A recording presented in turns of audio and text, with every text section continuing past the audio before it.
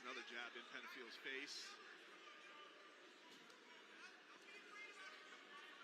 I would like to see the guard closer together, but Joe's throwing those haymakers I was talking about. It's a pocket shot style. He opens up the guard, wings a punch from the hip, gives him a little more power and some more weight from him. And he can take a little punch too.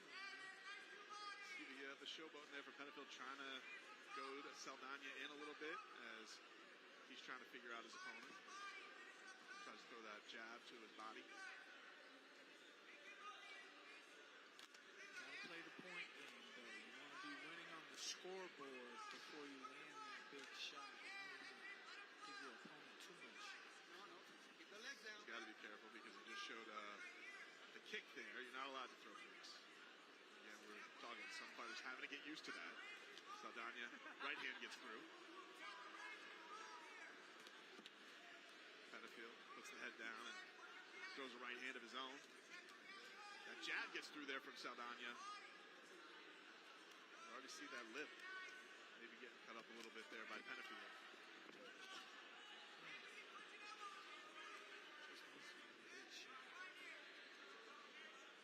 He has a good time in there. Joe likes this stuff. He has fun with the brutality of it. But his opponent, Luis, is very calm and controlled. And he's rangy, very tall and long. Just connected with a nice body shot, and then a 1-2 up top by Saldana on Penafield. Comes through with another one. Saldana talked about when he recently moved back to Des Moines, Iowa, just sort of running a half marathon. Seems to be a cardio focus. Looks to not even be breathing heavy at all. We have a tussle there. Penafield taken down. That is not a one you can follow up on. We have 10 seconds left here. Throws the spinning elbow as he follows up with that attack on Penafield. At the bell, gentlemen. That comes the end of round number 1. A round that seemed very clearly for Luis Saldana. You're looking good. I don't mind you making it, but make sure you don't pick up the leg when you're making that fake, all right? Take down. Slow your breathing down, okay? Hey, you're looking good. You're controlling everything, okay? Let's just down trying to catch him stiff with just a little bit more volume and output, right? In your feint, dude, he's reacting to everything, okay? So just relax a little bit more. Let's try to touch. Then fucking those shots are going to be there, okay? That body shot's looking great too, okay? You're looking good. You're controlling the round. Just keep that jab going. Rightfully confident Saldana corner. Now you see here the little toss, not allowed in dirty boxing. It has to be done by strike. Cannot get into the corners. This little hip toss. Boom. Pick your shots. You're fucking him up, okay? You're going to put him away this round. But once you get somebody down via strike, Mike, you're going to have 5 seconds to follow up with your striking. The referees are going to be looking out for that. It's not going to be any of this curling up for 20 seconds to wind down at the end of the round either. I'd like to say that that's a big difference about us in regular boxing, is that little hip toss. If Joe didn't fall over, in boxing, they don't want you to re-engage. But in dirty boxing, if he does that little hip throw and Joe stays on his feet, we want that action right there at that moment. They're throwing big punches here in the middle of the ring. See a nice little hook gets through there by Saldana, and Penafield says bring on some more. Right hand gets through by Saldana on Penafield. But Penafield just keeps coming. Body shot there by Saldana on Penafield as he tries to follow up with a big right hand up top. Yeah, the uppercut attempt. Penafield's hands just not protecting his face.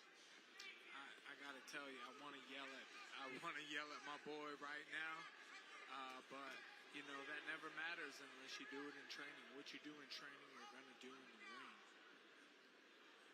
He's not gonna lack confidence at any point in this fight. You can tell that, but he's got to get some strikes connected. That's for sure. I think it's difficult for him getting in range against Saldana. I think that range is having a big factor. Even when Penafield tries with the big shots, he's just not in range. One thing I would love to yell at him is you got to keep moving forward. You got to stop playing this dance party thing and move around because your opponent's taller than you, longer than you, and he's landing on the outside. You got to stay in his face and give him that dirty boxing style. Body shot, and another one lands for Saldana on Penafield.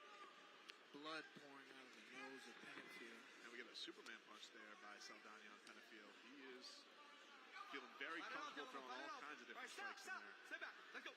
Let him go. Let's go. San Burgos breaks them up, resets them. Joey, not even trying. Well, you know, Straight Penfield, up. yeah, sorry to interrupt you, but Penfield, you know, has fought at lower weight classes. Saldana looks to be in far better shape to me, and I think that's having an impact as well. You can strike. You can And strike. to be fair to Penfield, took this fight on a week's notice. Fair, and fought 3 weeks All right, ago. stop.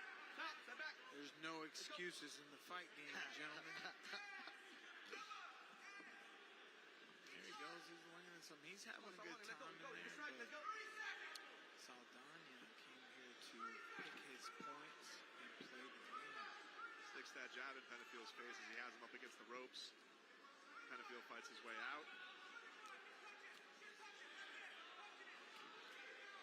You know, I See that told fade? Joe. Big left gets through by Saldana and Penfield. He's starting to wear it. Spinning elbow there by Saldana. Penfield's having fun. He's Hulk Hogan into the crowd, but this man is here for a party, but he needs to start throwing some punches. Let's listen to what these corners have to say. Come to the end of round number 2, and very clearly we have Luis Saldana out to a 2-round lead here. You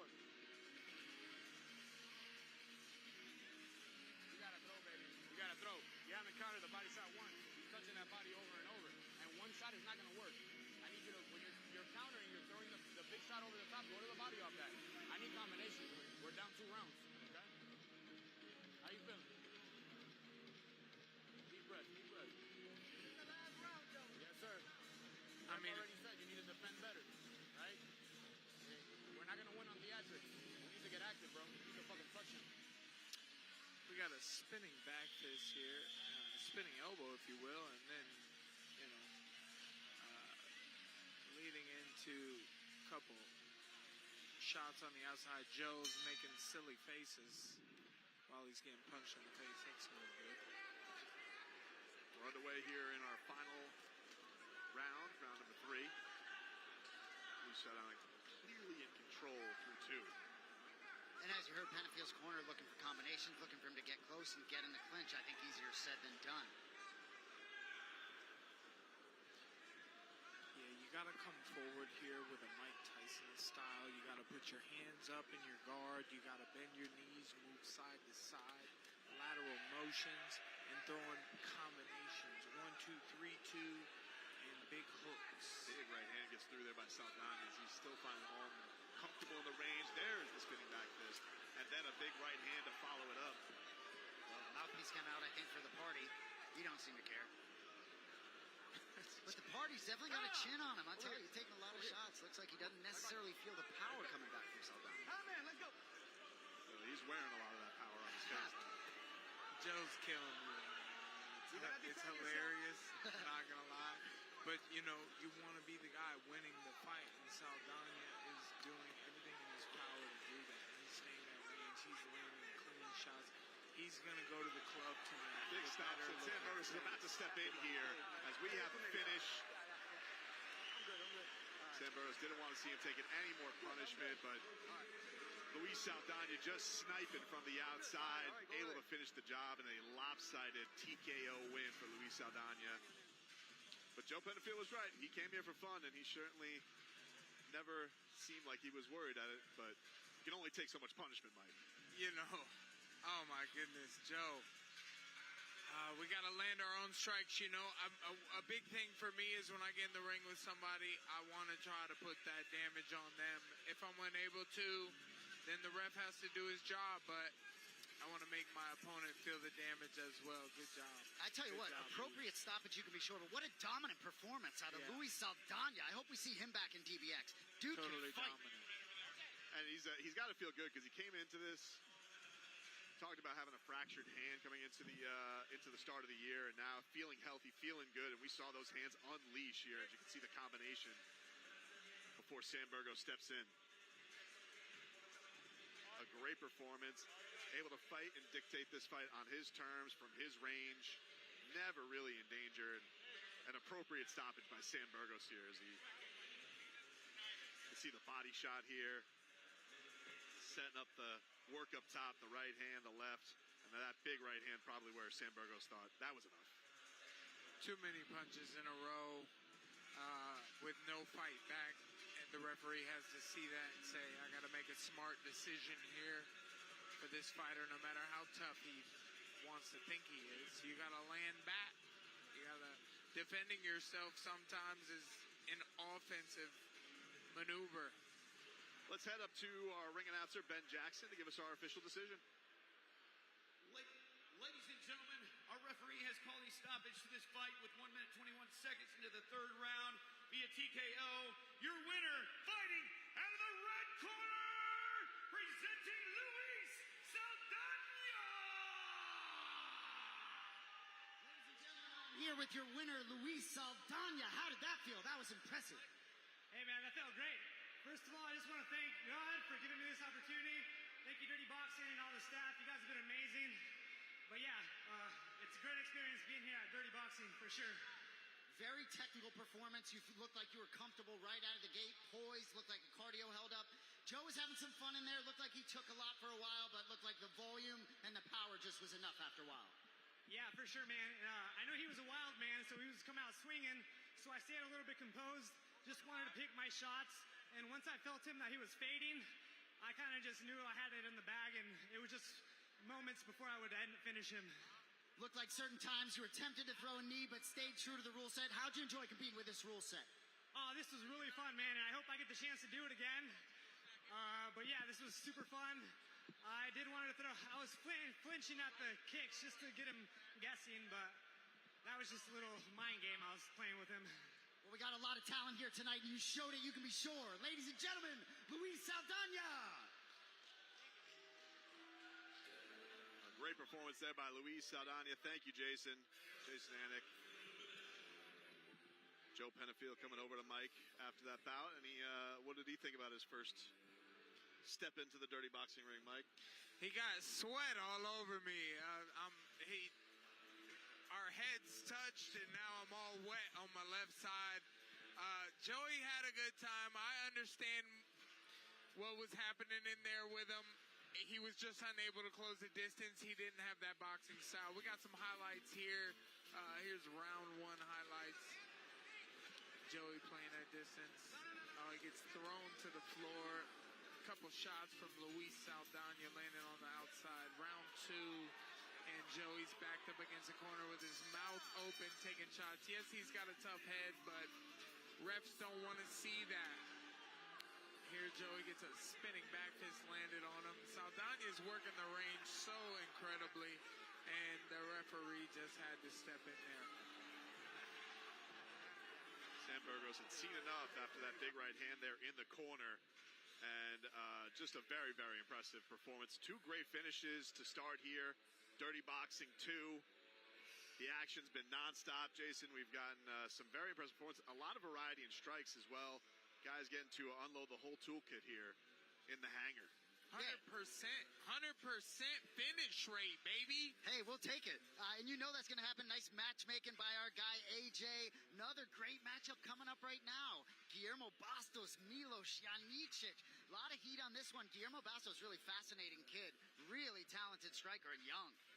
Yeah, and we have two fighters here tonight with the most experience on this. You're going to have that in our main card when Rob Perez steps in the Wolf. He's fought in all three events, and so has Guillermo Bastos. But Guillermo Bastos, I will say, credit to him. One of the things that he wanted was to get up even higher on the card, and he succeeded with that one tonight, as he is now going to be opening up the prelims instead of the early prelims. So the young man working his way up. Got some highlights here from our early prelims tonight. This was a really fun opening fight, but Peter Stanonik just too much on John Marquez after a pretty good back and forth between them early on, and then it just took over late there in round number 2. And then Luis Saldana and Joe Pennefield, the party. He never showed it, he never wore that he was worried, but his face wore a lot of bruises and cuts, and eventually it was too much there in the final round, and we had that one stopped. So great action, 100% finish rate, like you said, Mike Perry, and it's been not stop so far tonight. What a start here tonight at the Hangar, and we are just getting started. Tons of fights coming your way, guys. Lots of great competition. And this is what Dirty Boxing is all about. If you guys, this is your first time diving into it, you're seeing why it's got all the buzz that it does, because these fights are exciting and the action does not stop here in Miami. We got a beautiful night here in the Magic City. Bright lights. This city likes two things, a party and a good scrap. And so we're here tonight in a boatyard in the Hangar. It feels festive. There are VIP couches. We got ourselves a great night, boys. This is a hell of a night here ahead as we are about to enter the prelim portion of our card. We're going here all night, but we're already seeing it. We're already seeing what this Dirty Boxing is all about. I gotta imagine, Mike, 3 cards in, but 2 that everybody's been seeing. You gotta be pretty proud about the vision you guys had coming through with this sport. All the buzz that it does, baby. Platinum Tequila in the house. Platinum Perry here for you. And, these are very Mike Perry-esque styles of fights. We love some action, and we can't help but entertain you. Entertainment's going to be happening all night, Jason, and we've been getting, a lot of enthusiasm from these fighters. But this main card coming up earlier is absolutely stacked, as we are going to see Biggie Boy himself make his Dirty Boxing debut, Jairzinho Rozenstruik against Victor Cardoso, and that's one of the most devastating punchers in Rozenstruik in all of combat sports. Rozenstruik been in there with top guys in the world, right? You go down to co-main event, Alex Caceres, 30 fights in the big show in the UFC. Saidyokub, Kakhramonov, 29-year-old kid, still has a tremendously bright future. So a lot of Alex Nicholson, Rob Perez, we can talk about that all night. Jessica Rose Clark making her DBX debut. I think it's going to be a difficult night for Marilia. Hopefully she's ready for what's coming her way. And Phil Hawes, who doesn't know Phil Hawes, Sasha Palatnikov also compete in the UFC. Yeah, these are absolutely stacked with a lot of action here tonight. And as you see, a lot of the purpose of this is to just keep it going, keep the flow of the fight going. And it makes for just tremendous highlights, tremendous action all night long. These guys being able to use a lot of tools at their disposal. There are no kicks. We've already seen in our early prelims tonight, one kick get through, and they've been able to, referee step right in, take a point away.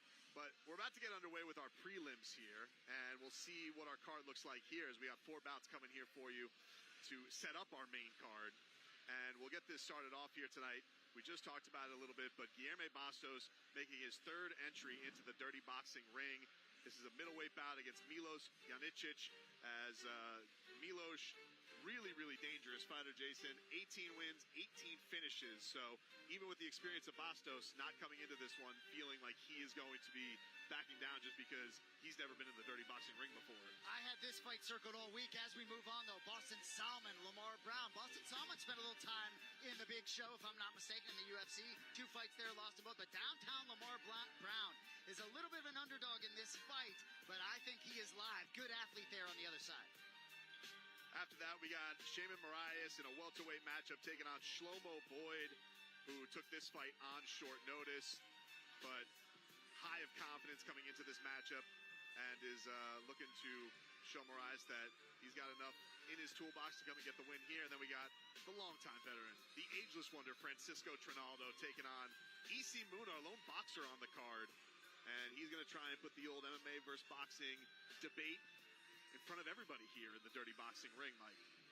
Yeah, I'd like to see it. E.C. Moon with a little bit of trouble at weigh-ins. Definitely the taller fighter facing Francisco Trinaldo, who is a rough, tough guy who's had some shit to say to me in the past. I can't lie. I'd love to see him get knocked the fuck out. I won't lie about it. You can see 12-gauge Paige Van Zandt in the building. For those of you that aren't here at the Hangar, it is stacked. We got Gable Stevens in here. Jared Cannon here just walked in. We got Kyle Bohio on the sticks doing the Brazilian commentary with Mahumpa. Just had John Jones bear hugging Yoel Romero. It's fire, Platinum. You're doing it, baby. Hey, man, I'm here to talk my shit. And, it's really a damn shame that I can't get in there and fight myself. Maybe somebody will come by the side of the ring and try me. But, Guilherme Bastos coming back to return, and he really surprised us last time in his DBX debut. He did not fight at the preliminary show that we had on a private event, but he fought at DBX 1, the very world showing event, and Guilherme was very tough in that show, so I like to see what he's got here against Milos Janicic. Yeah, going to be very interesting to see what he has as far as, you know, what development he's had, because a Muay Thai veteran in himself, he has a lot of Muay Thai fights, Jason, and so I think we saw some of that unfold in the last bout, and it really benefited him. Well, Bastos, when he fought in the pilot in November, it went to that extra 4th round, and he didn't think he was aggressive enough. He didn't think he did enough. Well, it was a different story in March when he faced Gabriel Morales. Unanimous decision. He was much more aggressive, did what he wanted to do. Gonna have to step up here against a ferocious Milos Janicic. Janicic, though, fought 3 weeks ago. May 24th, got a win. But he's a killer. Won 4-5, 8-9 overall. Can't wait. Yeah, not only that, but he actually just got honored in his hometown in Montenegro. So this is going to be a heck of a show between these two, and we are looking forward to bringing it all to you here at DBX2. A good technical fight and probably a finish. Maybe because of the rule sets, I'm not allowed to kick, punch and stuff, but I think I can finish this on boxing. But anyway, it's going to be a lot of significant strikes into his head, body, and yeah, it's going to be a masterclass. And now making his way to the ring, the Cobra, Milos Janicic from Montenegro. Love the opera music right here. Right? Really gets me in the mood to make somebody bleed. Doesn't get me as excited as you coming out to Halo by accident, but I digress. But I tell you what, I like this man. You know, when you get cats like this, I mean, everything about this kid feels professional. When he's in the meetings, just the way he conducts himself. Had ACL surgery 8 months ago. No problem, right? Fought 3 weeks ago, fighting again here tonight. Not only that, has been getting in some top-notch work. He's been brought into Ilia Toporia's camp, doing some training for him for the upcoming championship fight against Charles Oliveira. He's there to emulate Charles Oliveira. Can't do any of those Du Bronx trademark submissions in dirty boxing, but certainly, you know, a man who has finished every one of his wins in his mixed martial arts career, even with the experience that Bastos has, is not looking to back down at all in this one. That's really interesting you say that. You know, for a jiu-jitsu practitioner, someone who is emulating one of the greatest submission artists in history from the UFC in Charles Du Bronx Oliveira, for a fight against Ilia Topuria, you know, this is all upper body striking here and no submissions at all. So I'm really interested to see the jiu-jitsu transition to boxing.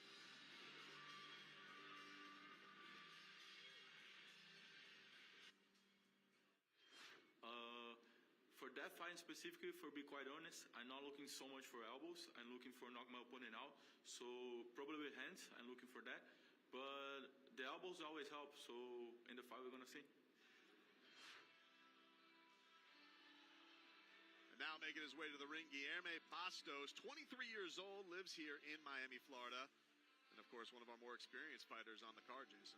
Give me all these red carpet walkouts. Are you kidding me here? This is banging here at the hangar. Guilherme Bastos, I think he is going to get far and away the most difficult test here in dirty boxing that he has had, but he is ready. Dude's had 30 Muay Thai fights, just turned 23 last month, so he's made the walk before. I talked to him a lot about weight cutting. He's a big kid, right, but made the 171. And, you know, even a couple months later, I feel like the kid's more professional even than he was a couple months back. So, big spot for him. And for those guys that are trying to become the face of dirty boxing, whether it's Guilherme or the Wolf, got to keep the W train rolling. So important for them. You know, his opponent has an experienced bare-knuckle fighter over here in Gogo. And, but Guilherme was so impressive with his determination last time. We saw him get hit with some shots, and he never stopped moving forward. He never stopped coming to take your head off. I'm so excited for this that we're about to see that again. And Jason's telling us that his opponent is the toughest test of the night, possibly. I can't wait to watch this action here. Guilherme, a big dude walking in there. Yeah, he's mentioned concerns about being at the weight class that he is, but he makes it, and we got ourselves a heck of a match between him and Janicic. If their corners had to fight, I don't know who would win. We'll head up to Ben Jackson to introduce the fight. Ladies and gentlemen, I'd like to welcome you once again to the Dirty Boxing Championship, DBX 2. We are live on YouTube TV at the beautiful Hangar Event Center in Miami, Florida. I would like to thank our proud sponsors once again for all your help and support at tonight's event. First, a special thanks to Hydrology, LEC Media, Theranos, MarketCipherTrading.com, Miami Sushi Chef, Takedown Fightwear, and an even bigger thank you to all you fight fans in the house that make this all possible. DBX2 thanks you. Blood, sweat, dirt. A fight for the fans. It's time to fight dirty, ladies and gentlemen. Are you guys ready? Because here we go! Introducing your fighters. First, in the red corner, this fighter stands in at 6 foot inches tall, 171 pounds, from Sao Paulo, Brazil, Saudi! Presenting Guilherme Bastos! Introducing his opponent, fighting in the blue corner. This fighter has a record of 18 wins, 3 losses. He stands in at 5 foot 11 inches tall, 171 pounds, fighting out of Montenegro, Miloshi Cobra Janicic! All right, fight fans, face off, gentlemen. You already know the rules. I want to play fight, obey my command all the time. Toss your glove if you want. Okay, go to your corners. Marcos Perez, our referee, as we take a look at the tail of the tape. Guilherme Bastos, 6 foot, 74.5 inch reach, 23 years old. Janicic, 28 years old, 5 foot 11 with a 72.5 inch reach as we get set for our first Are you ready? Fight! Round 1 underway.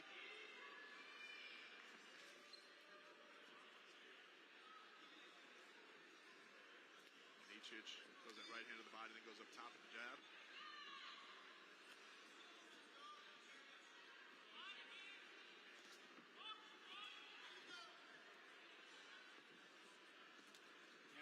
See the experience of Janicic, the way he's just touching, controlling the range, changing the angles.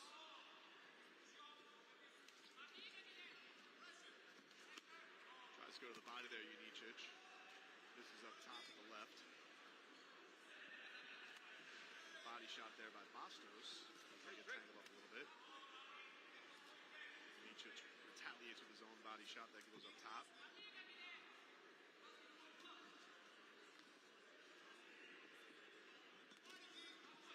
Love that about Bastos, though. He's kind of got to get touched a little bit to really get going, really get started, figure out how to defend against his opponent. And he is game. He walks forward and brings it. And we saw, like in that last fight, he's very fluid with those elbows, especially when he gets his opponent on those ropes. He goes up top. Left hand down the pipe by Bastos and then goes to the body. That's another left hand on top on Janicic. Janicic goes to the body with the right hand.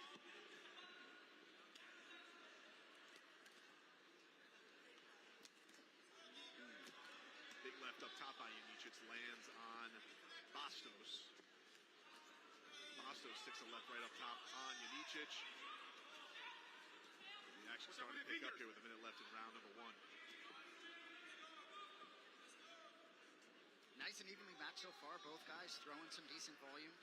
You know, Guilherme, I think, is getting very comfortable with this rule set. He talked about getting in the clinch and sort of trying to use his elbows when he gets in there. It'll be interesting to see if he can do some damage closing the range. He's keeping his hands up. Janicic is wearing them a little low. But he's a little quicker with the strikes. Ooh, Janicic, nice combination there on Bastos. Bastos going to the left hand up top to retaliate. Little trip up there in the corner. Left gets through. It's finding a home there for Bastos so far in this round number 1. Body shot, right hand with Janicic, and he sticks a left up top on Bastos. Good job.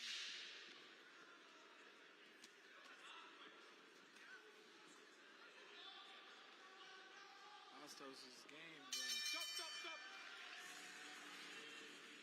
Got a little bleeding on the face of Milos Janicic as we come to the end of round number 1. He's got a cut up right top his brow.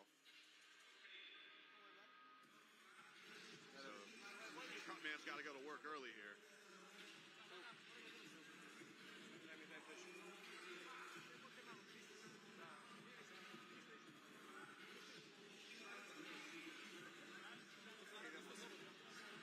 Good cut on Janicic's forehead.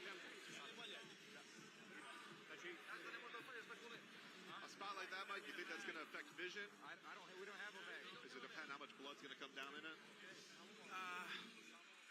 Can't quite say it, you know. I think it's in a decent spot. A referee's not too, or a doctor ringside isn't too worried about that. It's just giving a little extra to the fans, you know. Watching at home, we like to see a little blood, baby.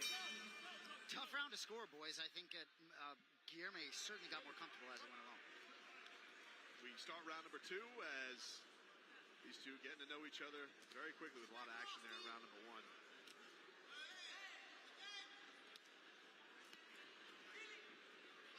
Bastos using his range a little better now. He's a taller opponent.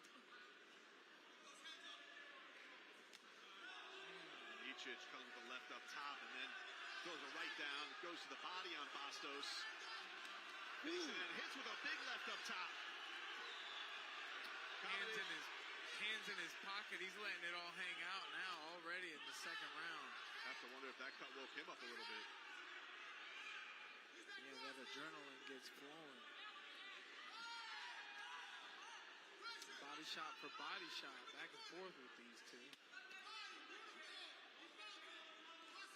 Certainly seen Bastos take damage and keep coming. He's forward. I really enjoyed it. I don't know if we've seen him take a step back yet in his dirty boxing career. Don't get that confused with a side step. Oh. Janicic lands a good counter shot there. Bastos had to take that step back just a little bit. Wing and left there by Janicic trying to get on Bastos. Bastos does not seem any panic. He's trying to set up his shot as the left gets through for him on Janicic, trying to find a bullseye on that cut. Janicic seems to be using his legs much more this second round. He is sticking and moving and not trying to get caught standing still. Combination up top by Janicic on Bastos, defended well. Yeah, Mike, you talked about the defense out of Bastos. I think it's really benefiting him because the more powerful shots certainly coming from Janicic. Right hand snuck through there from Janicic on Bastos. Yeah, I mean, Bastos has his hands up, but you got to move your head with it, turn your hips, and, you know, Janicic, his hands are a little bit lower. He's throwing from the pockets, but he's moving his hips and he's moving his feet after he throws a combination. Bastos sticks the jab there on Janicic as he backs him up on the ropes, but big right hand gets through from Janicic on Bastos. Bastos answers with a left of his own.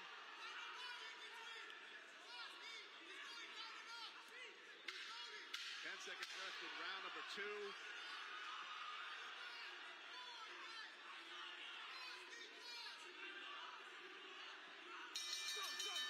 Just out of range with those shots and gets countered by Janicic.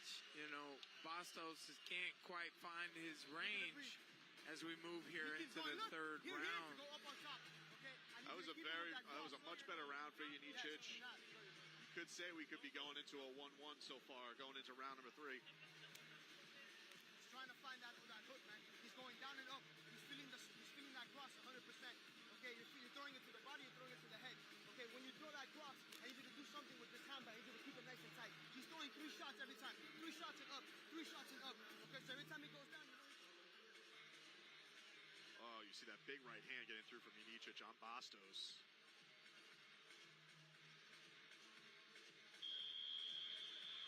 Little slip and rip. Think could be anybody's fight heading into round 3. Both guys wearing it, both guys bloody, as we have ourselves a heck of a matchup here in the hangar in Coconut Grove for Dirty Boxing 2. Janicic comes out, pokes that jab on Bastos to start round number 3. And the right hand gets through from Janicic.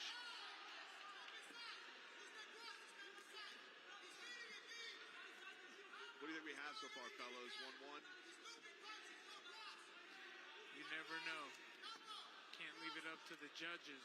We're at 100% finish rate at the moment, but both these guys are pretty tough. I think this one might go the whole 3 minutes. Oh! A big left hand gets up top by Janicic on Bastos. But Bastos, as he has been, takes it and keeps coming forward. Yeah, Janicic just separating himself with some of these consequential shots, just doing more damage, period. Shot gets through there by Bastos on Janicic after taking the body shot. He knows he's got to get busy here. Still anybody's fight. Left hand gets through by Bastos on Janicic and another one. And then he sticks the jab in his face. Janicic's hands are flowing just a little bit better. He's putting his combinations together more. And then Bastos lands one solid jab or straight on the outside. But Janicic is putting them together and sticking and moving still. And both guys fatiguing a bit, but the volume's still there. Minute 30 left here to go in the final round. Good body shot.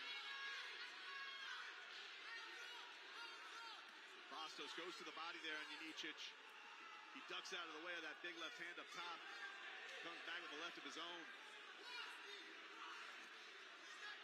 Left hand gets through. We got a mouth guard out. Go, get him, get him, get him. You gotta try to get him now. Bastos up top. Here comes the combination. Janicic with the right up top. Then he follows it up with the elbow. Another right hand by Janicic on Bastos. And Guilherme still coming for it. The referee's trying to pause him, but Marcos was finally getting the mouth guard to Milos Janicic as we're under a minute left here in round number 3. The pause may get these guys a little bit more gas here for this final sprint.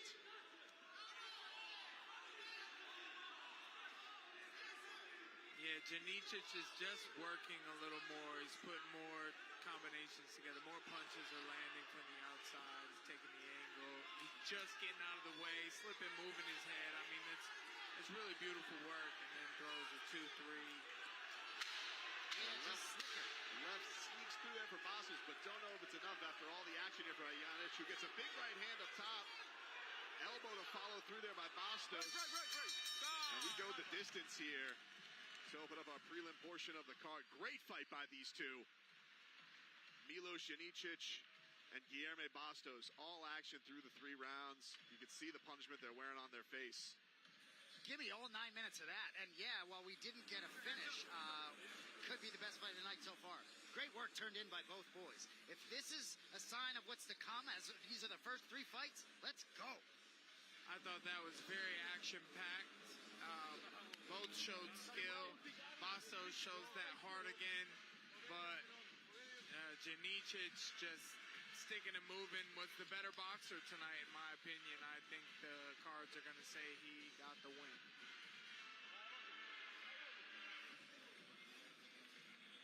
Take a little look at the replay here, Mike, and some of the boxing that Janicic displayed. Oh, yeah, combinations, moves his head afterwards, get on back on the outside, gets control of the ring in the middle, and just constantly throwing and slipping, just getting on the outside of those punches. Big jab and hook. They end up clinching, and that's the end of the fight there. And a great showing by Janicic, who got cut in that first round and seemed like it only sparked him. We'll get our first official decision here as we go to the scorecards for the first time tonight. And our ringer announcer, Ben Jackson.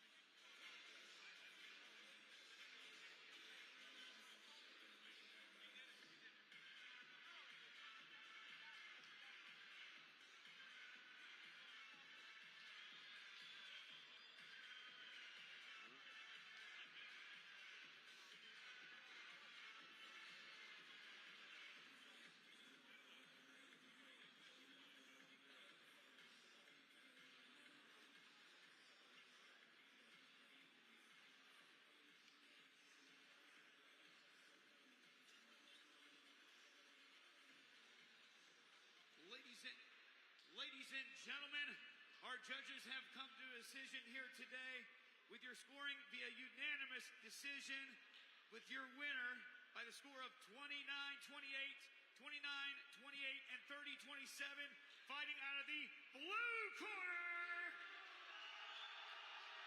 Hiroshi Yanichi! Ladies and gentlemen, I am here with your winner. Ladies and gentlemen, I am here with your winner, Milos Janicic. Brother, you fought 3 weeks ago, now debuting in DBX. What a performance, what a fight. How you feeling? I think it was a good performance because I came a little bit out of shape and fat. I was expecting easier match, so lots of people were giving me hard fight. I didn't enjoy this, you know. It was hard because a little bit out of shape, but no excuses. Well, 18 pro fights, 18 finishes. First time you went the distance here and get a win. What was your experience like for you? First time fighting in DBX with the rule sets, adjusting to not being able to throw knees, kicks, takedowns? It's very hard because it's only boxing, especially with elbows. He's very dangerous. And it was hard, especially because the ring is small. So it takes tempo.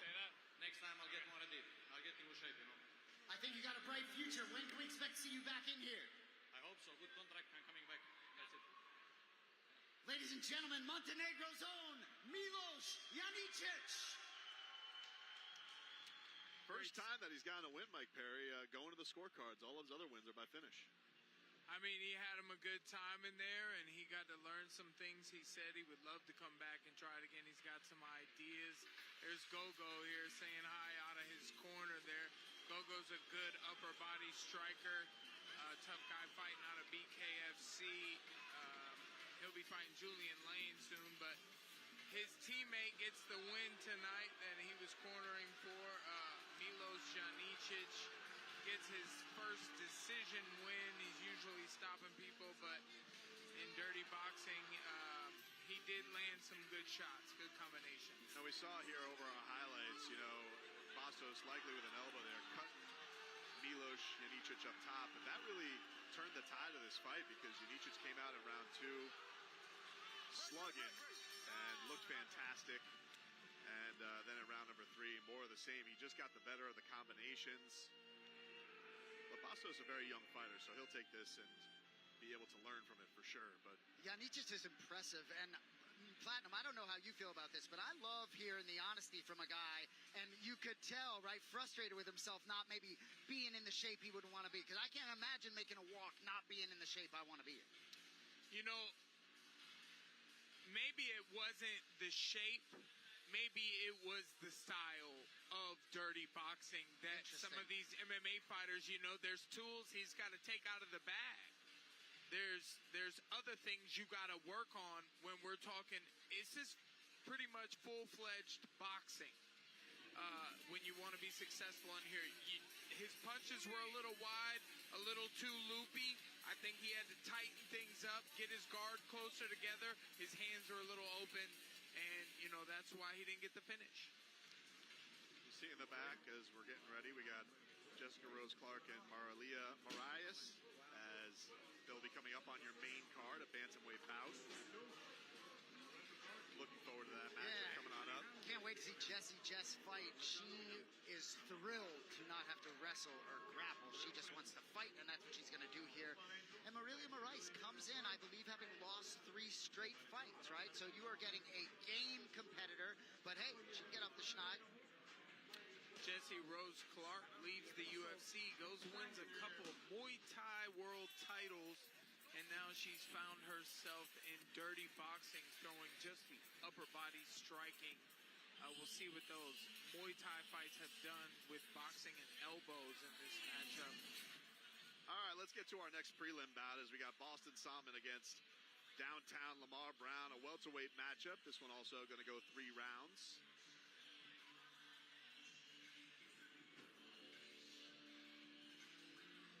I'm willing to leave everything in the ring. I'm going to give it all I got. I do that every time I fight. He's better be ready to do the same.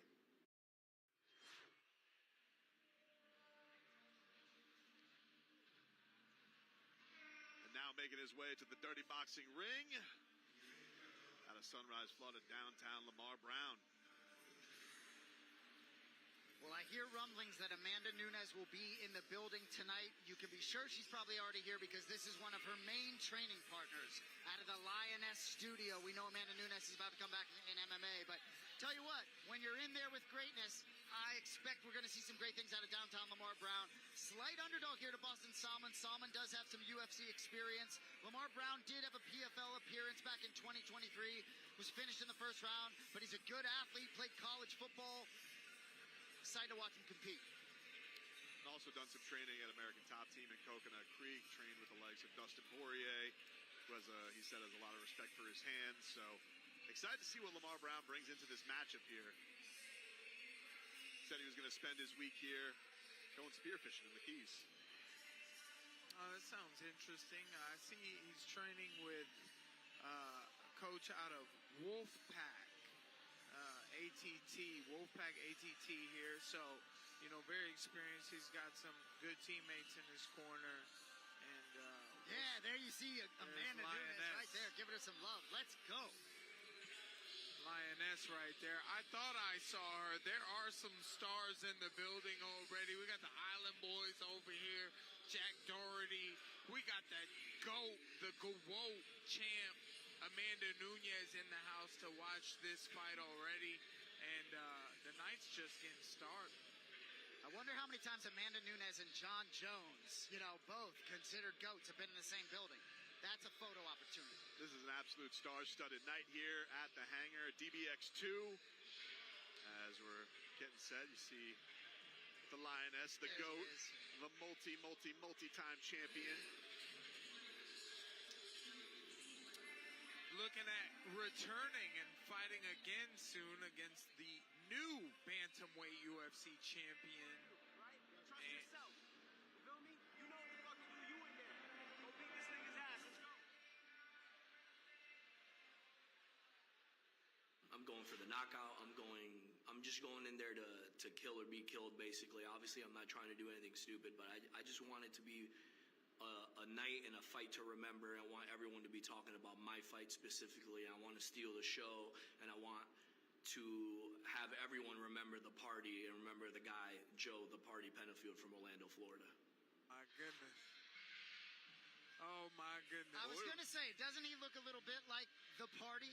Party's still going in South Beach, I guess. Woo! Party's still going. Well, coming from an identical twin, they do look a little bit alike. But Boston Salmon, another experienced guy. Couple fights in the UFC, couple fights in the PFL. Eric Nixick was cornering him in his last PFL appearance. Interestingly enough, that was against Shimon Moraias, who will be competing again tonight. But born in Hawaii, but he loves him some Boston. You know I'm a proud Bostonian, so looking forward to seeing what this kid compete. There he is. Yeah, he's very excited about this style as well. Says that he's got knockouts in the past with elbows, so he's looking forward to putting those on display here in the Dirty Boxing ring against Lamar. Boston Salmon fought in PFL and UFC. He was in the Contender Series. And Hawaiian Pride, shout out Max Holloway. People are a big fan of that Hawaiian Pride, as am I. I've been to Hawaii before. Such a lovely place. How can you not be a tough guy out there surfing those waves? I hear you. Well, and with Nixick being in his corner in the past, you have to think he's had some rounds with fellow Hawaiian 50K, Dan Ige, out Extreme Couture in Vegas, perhaps. Boston Salmon making his way as our prelims here continue from the hangar down in Miami. Star-studded night here at DBX 2. As we're getting set for our next prelim fight of the night.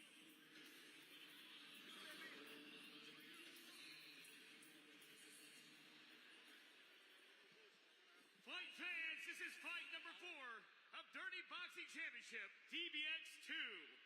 Ladies and gentlemen, this is your next fight of the night. Are you ready? Because it's time to fight dirty!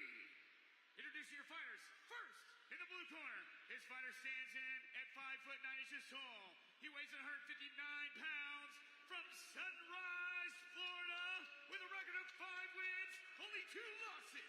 Presenting downtown Lamar Brown! Introducing your challenger, fighting in the red corner. This man stands at 5'9" tall. He has a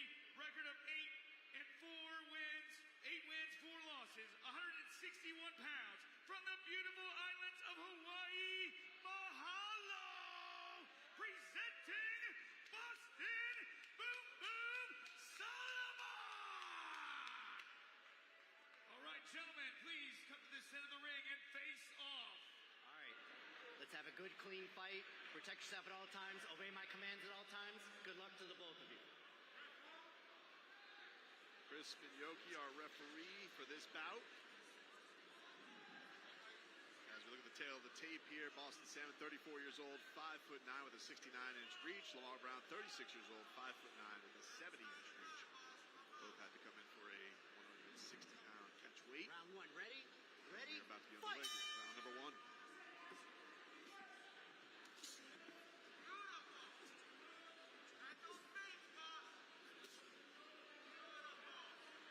Starting with strong intensity. Hard to the spinning back.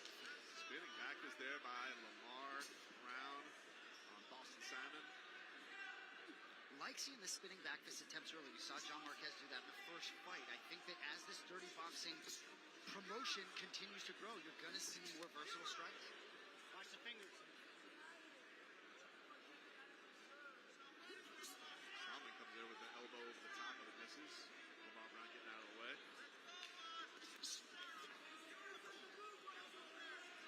Stop. Clean break. No punches on the break. Fight. Breaks him up right away and resets the action. Got a combination up there by Boston Salmon.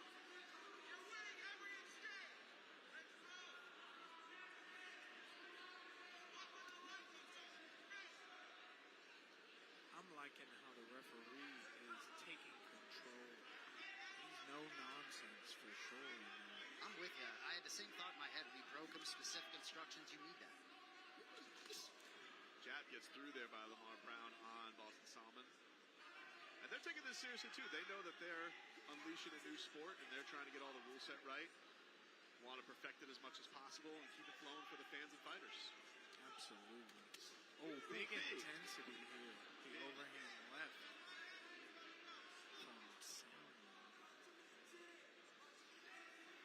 Boston Salmon definitely fighting poised. I've seen him come out guns blazing in some of his mixed martial arts fights. So I like the patience here. You see the left hand got through there by Lamar Brown on Salmon as he charges forth.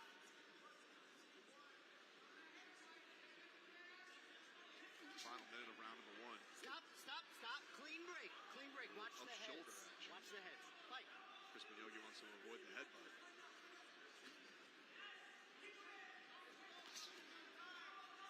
Try to fight out of it. Stop, break. Love that he mentioned that time. Try to fight out of it. That's what we want to see in dirty boxing. If you get caught in a clash there, you got to fight through it. Got a right hand that gets through there by Salmon on Brown. Tries to follow it up with an elbow, but Brown gets out of the way. Final 20 seconds here. Brown goes to the body on Salmon. Stop. He's giving him Clean ample break. time to No fight punches. and clinch. Fight. They're not letting go and got to throw. But they're working from a distance. When they're at range, they're throwing power, and then they collide with a little pummeling. Stop. Clean break. Clean break. Short time. All right, we come to the end of round number one. Got tied up there. These two came with some heavy shots. Okay, his right hand is coming down. I need you to stop waiting for him and add more face. That's all I need you to do. Stop waiting, add more face, okay? His right hand is coming down. That left hand down the middle is money. Okay. You keep catching him with it. Don't wait for this fucker. He's already scared of you, bro. You got more power in your guys. Yeah. Keep up with the checklist. Deep breath. One more. You need water? No. Oh, yeah.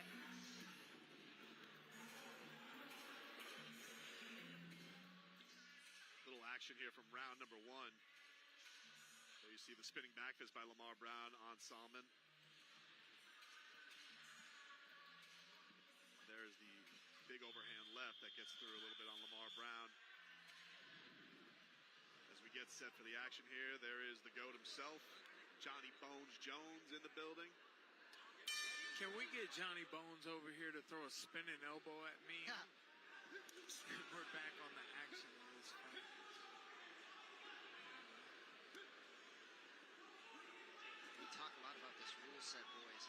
watched a lot of boring boxing in my life. There's nothing boring about any moments of these fights here at DBX. And a big shot gets through by Brown on Solomon. Rocks his head back, and then they get tied up yet again. Stop! Clean break. Fight. A good straight left.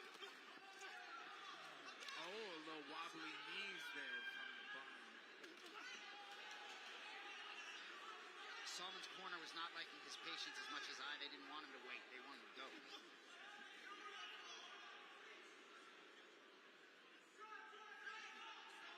I like that range jab. You're testing yourself there. You got to double it up. Land the second one. The first one sets the range, then you land the second. Slips the jab, moves out of the corner, then throws a spinning elbow. Stop! You get your opponent in the corner, you gotta go. You gotta push him back with a couple of jabs, then throw some combinations. Go head, body, head, and let it rip there. He's in the corner. He's inviting you in. You have to go. Sizing each other up there as that. We've seen a lot of tie-ups once they get into the corner. Not as much combination action. Ooh, looked like we had a little clash of heads there as they came in on each other. Oh, I missed that. I saw a little counter check hook. There's a shot by Lamar Brown on Boston Solomon. A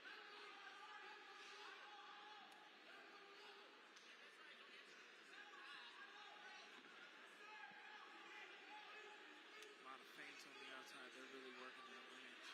No one wants to go first because then you might get caught. Your coach is yelling, go! You gotta go, go, go!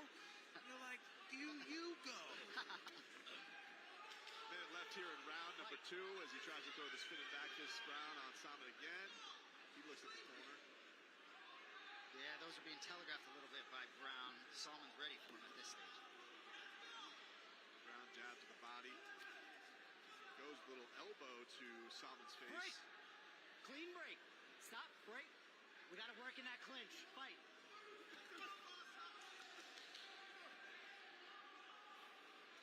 Crispin Yogi telling these guys he wants them to work on them. Stop. When they're in these clinches, those are the ones that are always tied up and then having to break them up. He wants them to work out.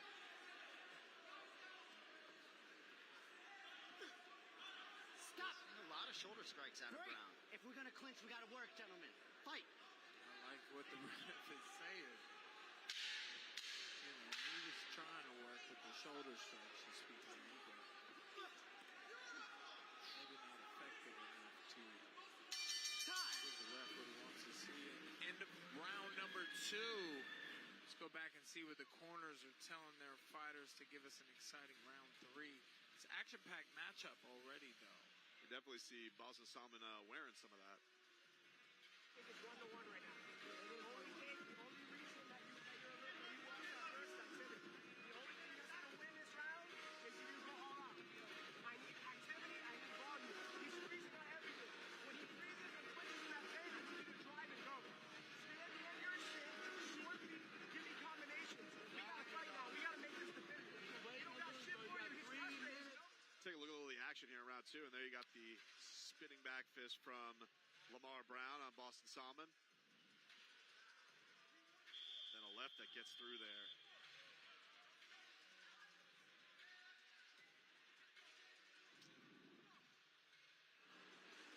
Final round. You ready? Ready? Fight. Final round underway, our third and final round here, and a big left from Lamar Brown to start off round number 3. And Boston Salmon tries to answer with his own. Jab gets through by Brown on Solomon. Close fight in 2, Mike. You lean either way at this point? Oh, man, you know, good question. It's very close. It's up for grabs right now. I think Solomon has been intense and forward pressure, but I think just maybe, you know, those spinning back fists are catching Solomon off guard. And I think Brown is controlling the range pretty well. He's being a little more patient. It depends on what our judges want to see here. You can see the frustration getting from all these tie-ups starting from Brown as he's trying to work his way out of it. It does seem like Solomon's always engaging. Gets him pinned up here in the corner, but not a lot of action. Crispin Yogi breaks him up again. And when he has it in these corners, we haven't seen much action from Solomon. He hasn't let loose. Stop. Break. Listen, no defense, no ref just wants to give him anything he can to make them fight in the pocket. You got to work there. No You got to fight. clinching for Stop. defense. Clean break. And he goes right Fight. back into it. Maybe a little confused by that border. That's dirty boxing. Let's fight on the inside. Stop. Clean break. You're grabbing him too. Your point's very well taken, Fat. A lot of these big shots are landing in a sort of clinch situation, and neither one of them is trying to work too hard in that clinch. I mean, you see Salmon wearing a little bit of damage. His nose is bleeding. Brown might be a little cleaner on the edge there. Seems to try and chase him there with that right hand. Break. Maybe some frustration from Brown with all the constant clenching that's going on. Under a minute left here in the final round as he gets a little up elbow there. Salmon tries to follow up in his own. Let's work. Stop. Break. Fight. That was close landed, but Brown took it tough. I don't think I saw any reaction on him. I don't know if it landed or not. Stop. Like a little slicing elbow reminisce of Andre Arlovsky in the co-main event of DBX 1.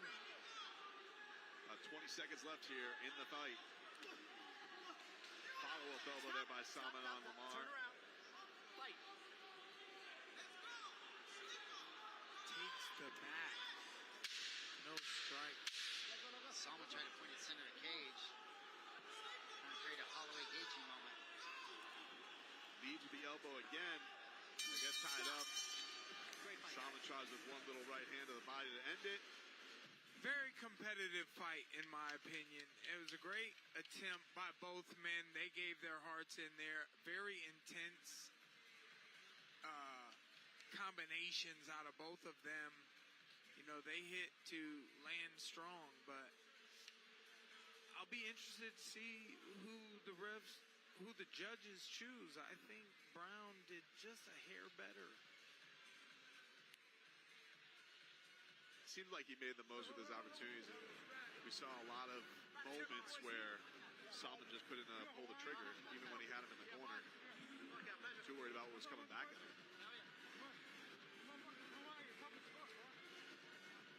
Two engaged there at the center of the ring. A high-spirited fight for their first entrance into the dirty boxing ring. A really great performance by these two.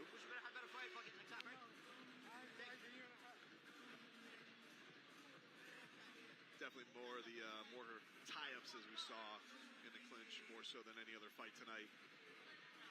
Shout out to my beautiful wife, just arrived before that third round started in that fight. She just got here. You know, beauty can be a little bit late sometimes, so just want to give a shout out to LaTori Perry. Love you, Mamacita. Right on time, Mike. You know it, brother. I gotta stay on top of those things. Keep that thing on top of me, you know what I'm saying? We're still calibrating the scorecards here as these two go the distance for the second time tonight. We have an official decision as our ring announcer Ben Jackson looks like he now has the scores calibrated, and we will get an official decision here. That's how you know it was a good fight.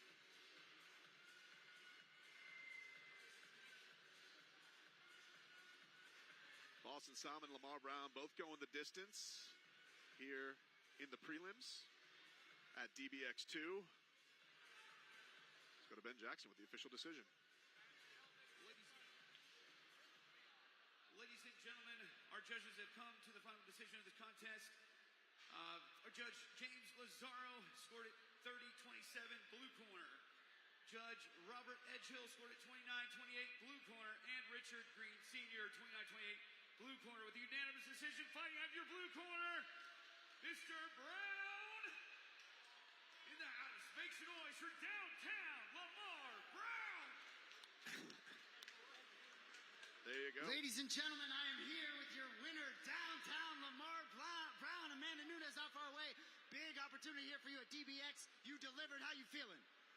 First, great to talk to you. The Anik brothers are the best. I'm glad to be interviewed by them. First of all, I want to give all praises to the almighty power, Abraham, Isaac, and Jacob. In the name of his son, Hamashiach Christ. I'm nothing without him. Thank you to my corners, first and foremost. Give it up for the GOAT, y'all. Amanda Nunes And once again, coming soon, I want to thank everybody from DBX, John Jones, Mike Perry, all those guys. I tried to go for a finish.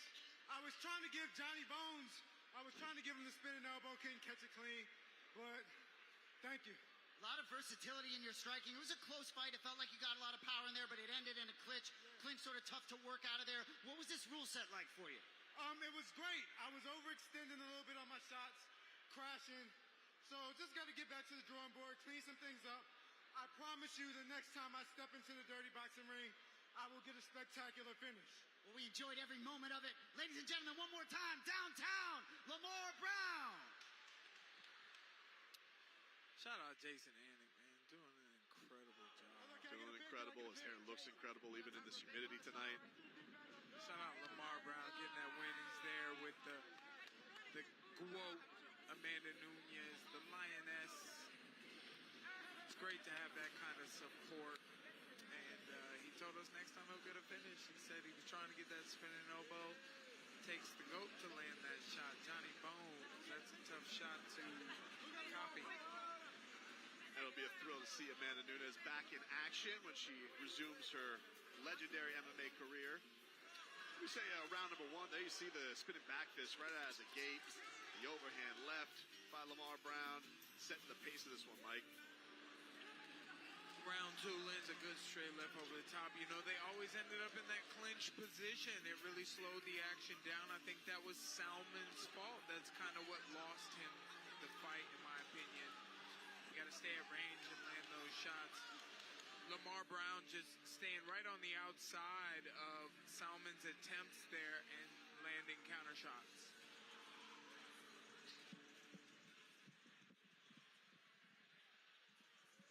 Been an incredible night so far, and they're from one GOAT to another. Johnny Bones Jones in the building. With NDO champ. He's got a shirt on. I didn't expect him to have a shirt on when I heard that he was coming. Make sure you leave plenty of room when he's walking through the building, because he's got those arms out wide. NDO champ, that's a big dog right there, man, with the GOAT, Johnny Bones Jones. Those guns are registered. Oh, he's yeah. All right. He's all right. We'll continue our action here on the prelims here on Dirty Boxing Championship as we get set for Shayman Moraias, a welterweight matchup, 3 rounds of action against Shlomo Boyd. This fight brought to you by Market Cypher. Look at every single fighter's highlights on this entire card.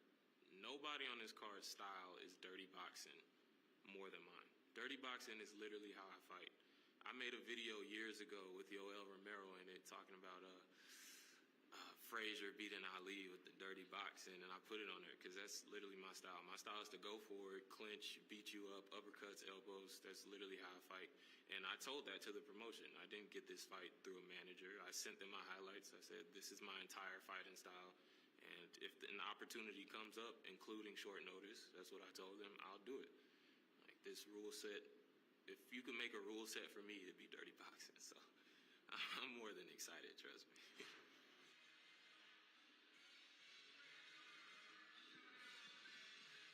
Well, Shlomo Boyd letting everybody know how excited he was all week, Jason, to get his chance to display his skills in the dirty boxing ring. And turns 25 this week, gets that chance. Yeah, 25th birthday yesterday. I tell you what, this kid talking to him seems far older than 25. He's a full-time financial advisor. Just a super well-rounded guy. Spent a lot of time at AT&T Atlanta, I think primarily training there.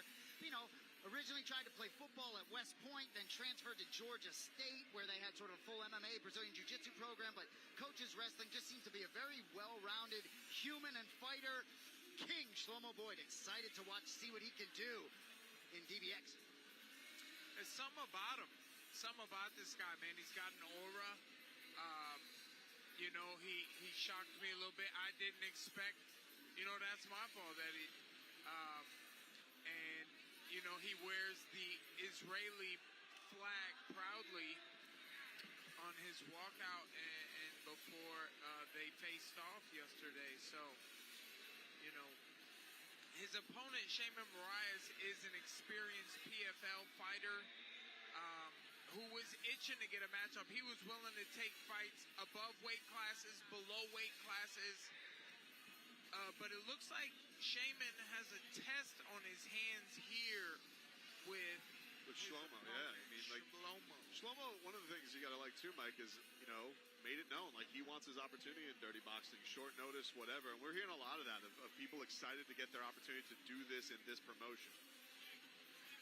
Make a name for themselves in a new sport. All action. Shlomo Boyd about to enter his way into the dirty boxing ring. Turns 25 this week. Now wants a birthday present to deliver himself a victory at DBX 2.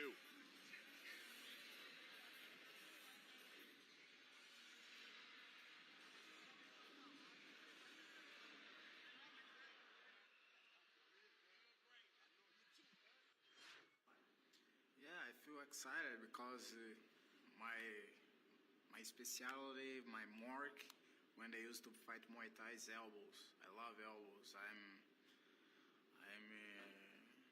have bad fights with elbows, and I'm excited with that. Mix it up boxing. I love boxing as well, I train with a lot of top guys in boxing, and gonna be very cool. Mix it up a little bit, and these have a ground and pound, so make it even more excited, Now I don't have to cut much weight, so gonna be excited.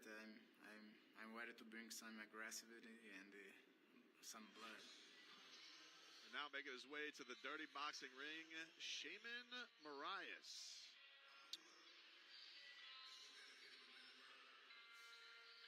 Long-time veteran of the combat sports game, Jason, but excited, another one who thinks that this sport just blends right into his skill set. Pressure's on for Shaman Moraias as he is dating Marcus Cypher's sister. Oh, I'm talking that trash now, baby. We came here to watch some entertainment. I'm giving you the drama. What goes on behind the scenes. A little BTS for you. Shaman Moraias wanted to fight so bad, up or down a weight class, didn't care. He's got a lot to prove here for himself, for Marcus Cypher, and, dirty boxing. Shaman Moraias, impressive. Fought in the UFC and the PFL. He was with the UFC 2017 to 2019, PFL 2021 to 2022. But his 3 UFC losses, right? Andre Fili, Sadiq Youssef, and Zabit Magomed Sharipov. I mean, those are 3 talented fighters. So he's been in there with the best. Dude is a single dad, lives with them full time. Can't overstate how impressed I was with that. He's been in there with the best, but I think he's facing a guy in Shlomo Boyd who is ready for an experienced guy like him. It's going to be very interesting to see how this clash of styles, clash of experience goes on between two of them. Both just looking for an opportunity. Both were very polite men. Sometimes those can be the most dangerous kind, They just keep it all bottled up. And then when they get in that ring, that top comes flying off that bottle, and they explode in the ring. So let's hope we see an explosive, action-packed matchup here in dirty boxing. DBX 2, baby. I hear you. All the fights have delivered so far, and Boyd talked about the rule set on his the video, the B-roll there, about it being great rule set for him. I think it's as good for Shaman Moraias. He has 8 finishes, 7 by knockout. I think this rule set suits him just fine.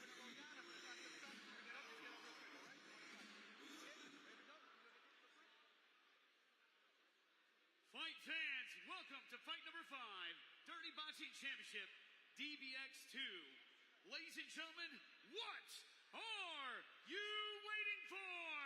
Fight fans, let's make some noise for these gentlemen. 2 warriors step in the ring, introducing your fighters for the next fight of the night. First, in the blue corner, his fighter stands in at 6 feet tall. He weighs in at 160 pounds.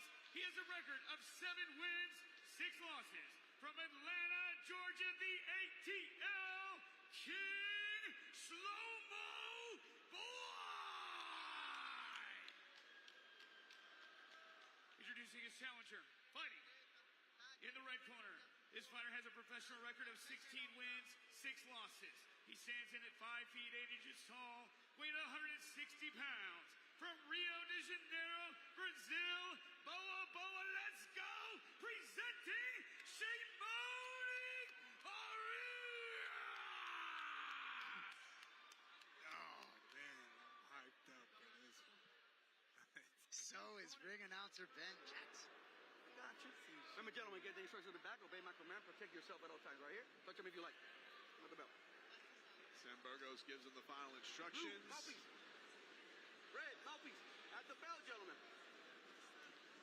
No nonsense, Sam Burgos. The tape. Moraias 5'8", 72-inch reach, 34 years old. Shlomo Boyd, 25 years old, 6 foot with a 73-inch reach. Quite a bit of age difference. Time. The young versus the experienced. Round number 1 is underway. Shlomo Boyd says this sport, perfect for his style. He's got an experience test on his hands.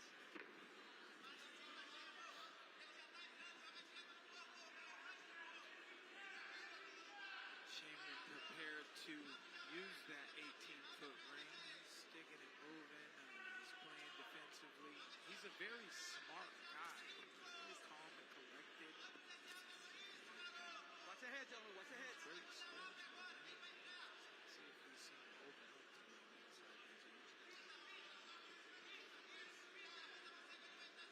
A lot of feeling out in this first minute between these two.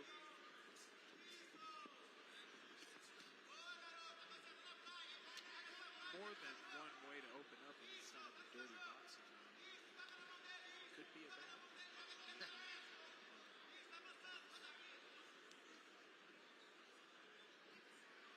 A lot of feeling out so far between them, and then a little elbow there by Shaman Moraias.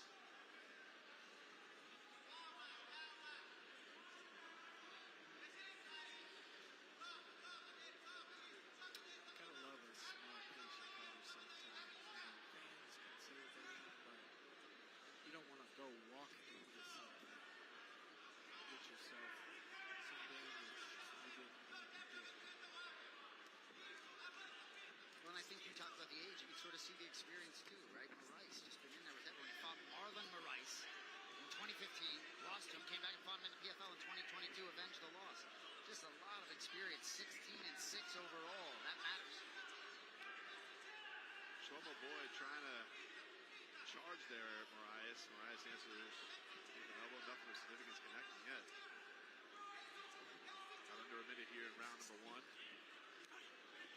Right hand gets over there by Shlomo Boyd.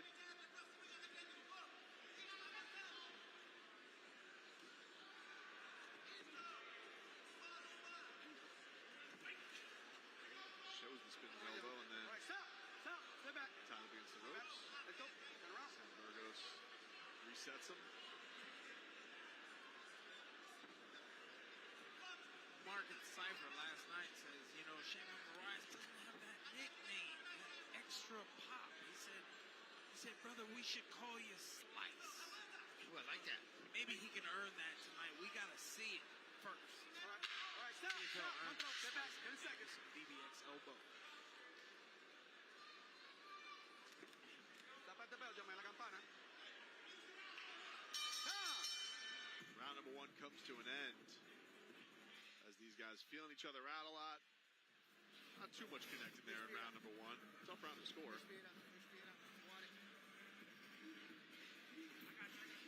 get him water. What's up? Look, pega rápido, presta atenção. O que é que acontece, irmão? Ele tá vindo demais. Joga esse AP na cabeça, tá? Você já tá abrindo a perna. Deixa ele vir, você só mete a mão. E outra, fica atento. And then, bang. Don't remember, don't get quick feet when you bang. Always get them guessing. Don't let them down on rhythm. Competitive first round. I thought they struggled to find each other's range, but I thought Shaman was very patient and working on the outside. It's a tough round to call who they give it to. See Jessica Rose Clark getting ready for her main card bout, coming on up against Marilia Moraias. Still to come. Still to come. Round number 2 underway here between Shlomo Boyd in the white trunks, Shaman Moraias in the black trunks.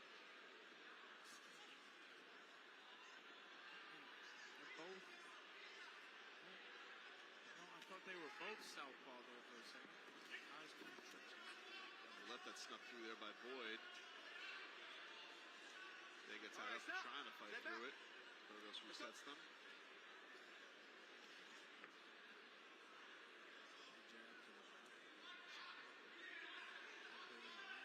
Not trying to let. Right hand to the body by Moraias on Boyd. Not trying to let Boyd grab his hand and control that hand. Little connection there on top on the right hand by Boyd on Moraias. And then they get tied up yet again. Let's go. Watch the holding, guy. A bit of a calculated start by Boyd. Looks like he's starting to throw a little more volume. Moraias goes up top with the right hand.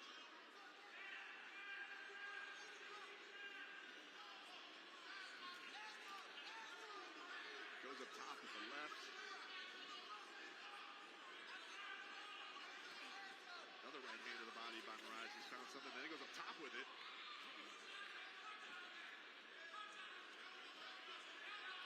Tied up here in the corner. Burgos about to reset them. Got about a minute and a half left here in round number 2. I see Shaman Moraias having an experienced performance here. Definitely looks. I agree. He's looking great.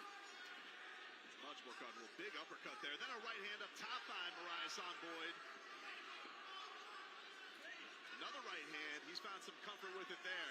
Then he goes right to the body. Then up top. Follows it up with a left hook. He looks like he's got Boyd in trouble here on the corner. Elbow to follow up, and another one, and another elbow. He's damaged. He goes down. Ground and pound. Legal. Oh, we got a big win out of Shaman Moraias here. What a finish by Shaman Moraias on Shlomo Boyd. Finishes him up with the elbows in the corner. TKO stoppage brought to you by Market Cypher. Shaman Moraias brought the pain, baby. Let's go, brother. Hey, he calls for the bonus from the Chief Violence Officer himself, Mike Perry. Well, maybe we'll get him a nickname after that one, but I tell you what, he certainly did enough, and Shlomo Boyd looked to be fatigued, even somewhat into that first round. Moraias, too much. Tell us in the comments, please, Slice might be a good nickname for Shaman Moraias. We want to know at Dirty Boxing and Market Cypher. We want to know. Let us know what his nickname should be. He came with the kitchen knife, the pocket knife, the switchblade, all of them. Woo, all of them. Brendan ain't playing. He said he's got the artillery. There you see it, the right hand. That really started finding a home here in round 2, Mike. And you can see that he found his comfort level here with the elbows. Man, you can see the damage here. He's putting on Boyd. Some follow-up right hands.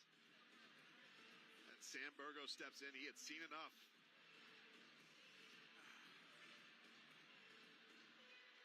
Incredible performance by Shaman Moraias. And credit to Shlomo, took this fight on short notice. But I give Shlomo honor and respect for his performance in there against the experienced Shaman Moraias. You got Shaman just Shaman just fought animalistically. He was bringing it. That's years in the ring. That's years of experience right there. And props to him. I'd love to see what's next for him. But thanks, Bloyd, for coming out. it has been an action-packed night so far here at DBX 2, and you're seeing the elbows here, just vicious from Shaman Moraias.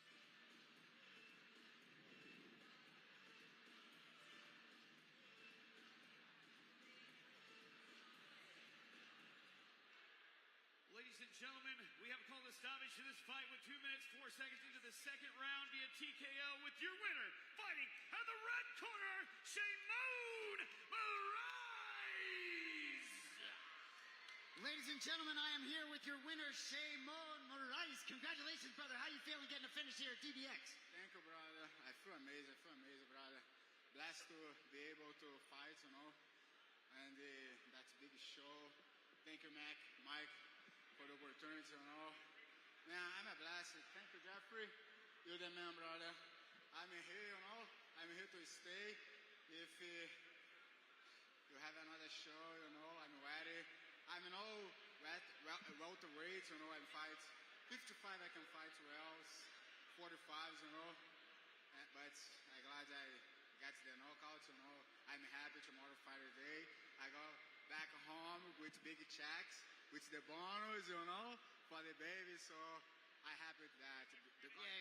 Going to be a happy Father's Day for you tomorrow. You talked about this rule set being perfect for you. You got a lot of experience all over the world. How was it like for you competing in this rule set for the first time? Oh, it was amazing. I mean, first I was feeling the ring, you know, is a little smaller, it's a little more stiff than usual, you know. But I love it, man. It's beautiful space. The guy's a little bit tall. I measure the distance, you know. And when I start touching his body, I hear he and say, okay, the fight is over, you know. When I connect a good one, I'm gonna kill him. And he give a lot of opportunities for I throw elbows too. So I connect some elbows. But he look like a crocodile, you know. It's hard to cut him. So you look unscathed. When do you expect to fight again? Oh, I'm ready to fight next week. I love it. Someone wanna fight? Call me. I'm ready next week. 145, 155. I'm ready, baby. Let's go. Impressive performance, ladies and gentlemen. Jairzinho Moraias. What a performance by Jairzinho Moraias. And yes, a heck of a Father's Day gift for the single dad of 2. He gets to celebrate that tomorrow. No better present to give to yourself. Love that for him, man. Him and his kids. Such a good dad. Shaman, you keep working hard, brother. I'm proud of you. Congratulations. Goes over to the Brazilian broadcast booth. Seeing Pahumpa and Kyle Ohio of the Fighting Nerds over there. Fala galera. Jairzinho Moraias. Just vicious when he unloads these elbows on Shlomo Boyd here. Great job by him. And it calls for that bonus. He's made a heck of a case for himself. You know, and Shlomo impressed. You know who he's pointing at right there, bro. Platinum. You're damn right, baby. Platinum Tequila. Shlomo impressed. Yeah, he impressed during the week and really had a good head on his shoulders and really was introspective talking to him. But when he got into the DBX ring, I think things felt a little bit different for him maybe than expected. Oh, there's the shirt off now. Yeah, Indio champ leading up with the new champ right there, Dirty Boxing. He's the champ tonight for himself, for his fam. Jamie did a great job. I'm proud of him. Indio champ took his shirt off. It was bound to not last long. Those muscles was eating that shirt. Well, bound to be a good Father's Day tomorrow for Jairzinho.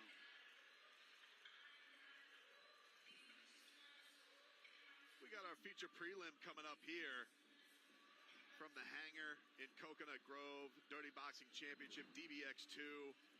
Francisco Trinaldo about to make his first walk to the Dirty Boxing ring in a middleweight bout against EC Moon. 3 rounds of action between these two.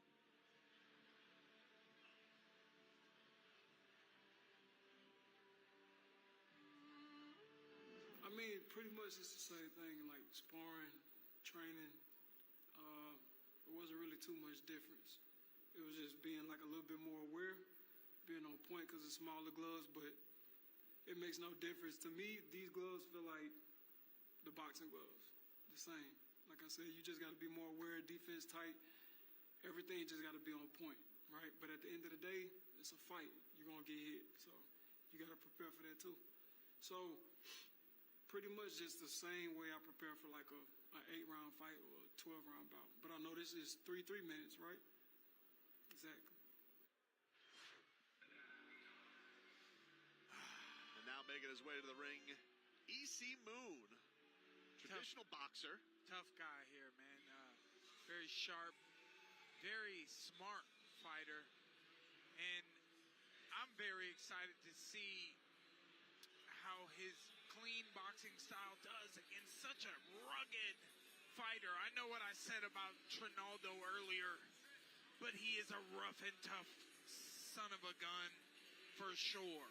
So EC Moon coming in here facing what we want to see out of Dirty Boxing. This is boxing versus an experienced MMA UFC fighter in Francisco.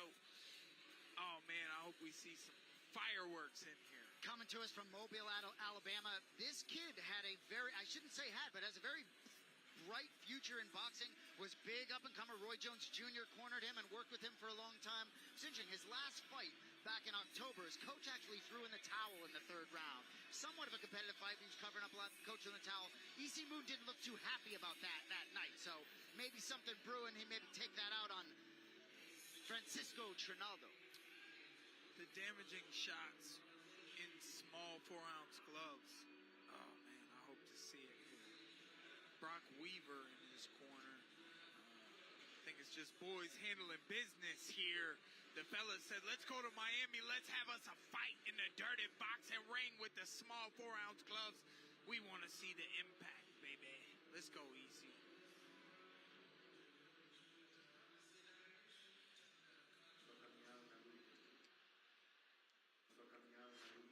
Na minha caminhada na luta eu comecei a treinar kickbox, depois fui pro boxe, depois fui pro MMA.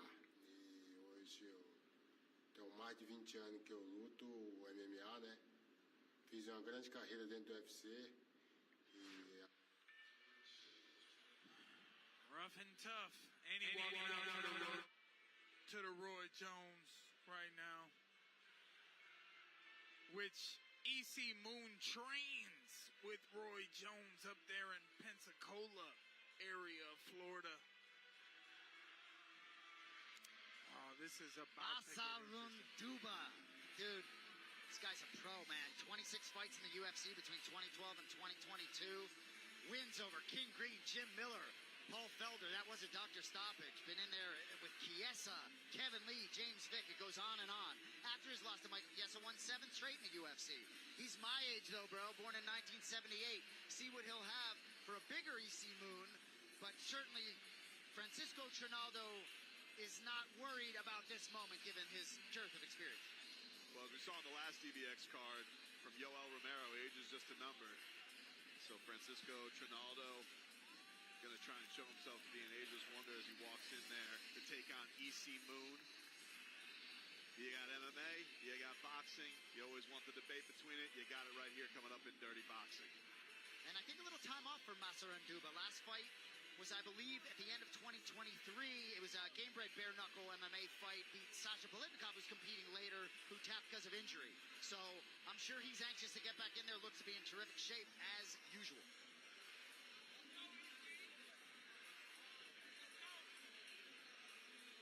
These two are getting ready to square off in the welterweight division. Francisco Trinaldo done it all in combat sports. Now he gets to make his first entrance into the dirty boxing ring.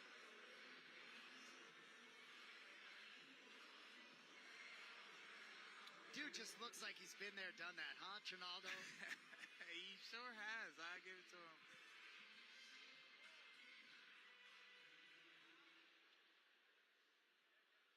Blood, sweat, dirt, born dirty, baby. Welcome to Dirty Boxing 2. All right, fight fans, this is your feature prelim here for our Dirty Boxing DBX2 fight tonight. This is brought to you by LEC Media. Redefine your event experience. Ladies and gentlemen, are you ready for this fight? Are you ready out there? Because here we go! Introducing your fighters. First, in the blue corner, this fighter has a record of 11 wins, 6 losses. He stands at 6 feet tall, weighing 175 pounds, from Mobile, Alabama, presenting EC Drago Moon. Introducing his challenger, fighting out of the red corner. This fighter has a record of 28 wins, 9 losses. He stands in at 5 feet 9 inches tall, weighing 171 pounds, from Brasilia, Brazil, Saúde. Presenting, introducing Francisco Azaranduba Trinaldo. All right, gentlemen, let's get dirty.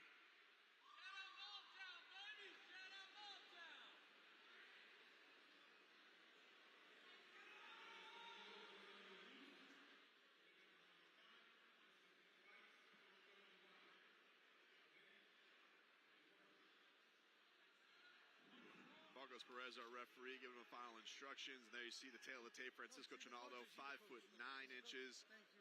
Comes in 171 pounds with a 70-inch reach. Of course, 46 years old. EC Moon, 34 years old, 6 foot tall with a 72-inch reach. Comes in a little over at 175.8 pounds.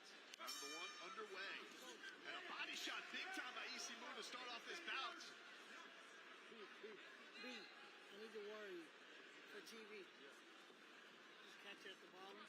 Big movement shot there by Francisco Trinaldo. Exactly. As he comes with the left hand towards EC Moon. Then he goes to the body with the left, follows it up with an elbow. And big time elbows, one after another there for EC Moon to deal with. And he's already cut open. This ain't boxing there, EC Moon. He's getting welcomed right to it. And then another elbow to have him dropped. And this one is over quickly. Francisco Trinaldo showing this ain't boxing, this is dirty boxing. Masaran Duba. You said it, it's not boxing. You know, he tried to clam up in that guard, and Masaran Duba put them elbows down the middle. You know, he was used to that dirty fighting style from MMA. Aggressive guy, man. He had a big record on him. 29-9 or something like that. Yeah, I mean, 37 MMA fights, but man, this dirty boxing set, he was ready for it. Those elbows, impressive. He really blitzed him, and we saw EC Moon come out with that strong shot to the body, but then as soon as he kind of got on the back foot to kind of feel it out, Francisco Trinaldo was not letting any feel out. He was right in his kitchen right away, and he started unloaded on him, got him in that corner, and that was all she wrote. Our fastest finish tonight here in the dirty boxing ring. What a way to close the prelims.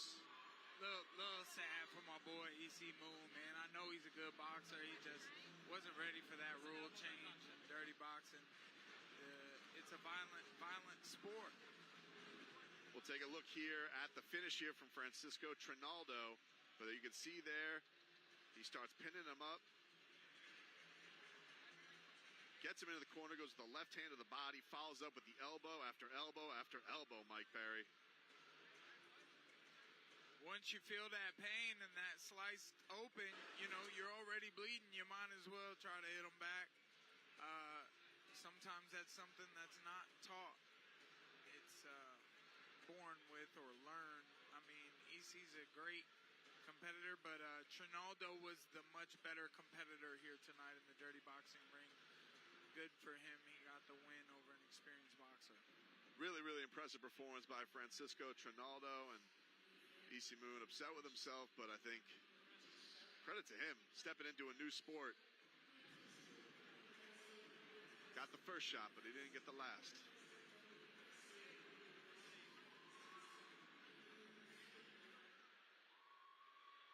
Ladies and gentlemen, our referee has called this fight to a stoppage via TKO with just 33 minutes into the first round. And your winner, fighting out of the red corner, Francisco Trinaldo!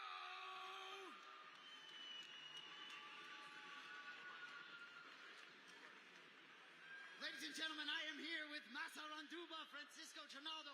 Congratulations, brother. Quick work. New rule set. How you feeling? Parabéns, Masaranduba. Novas regras, como você está sentindo? Eu estou muito feliz de estar aqui dentro, entendeu? Os meus professores sabem que a idade não conta, entendeu? Pode perguntar a eles aí o tanto que eu treino e bato dos moleques. Esse daqui só foi mais um desavisado.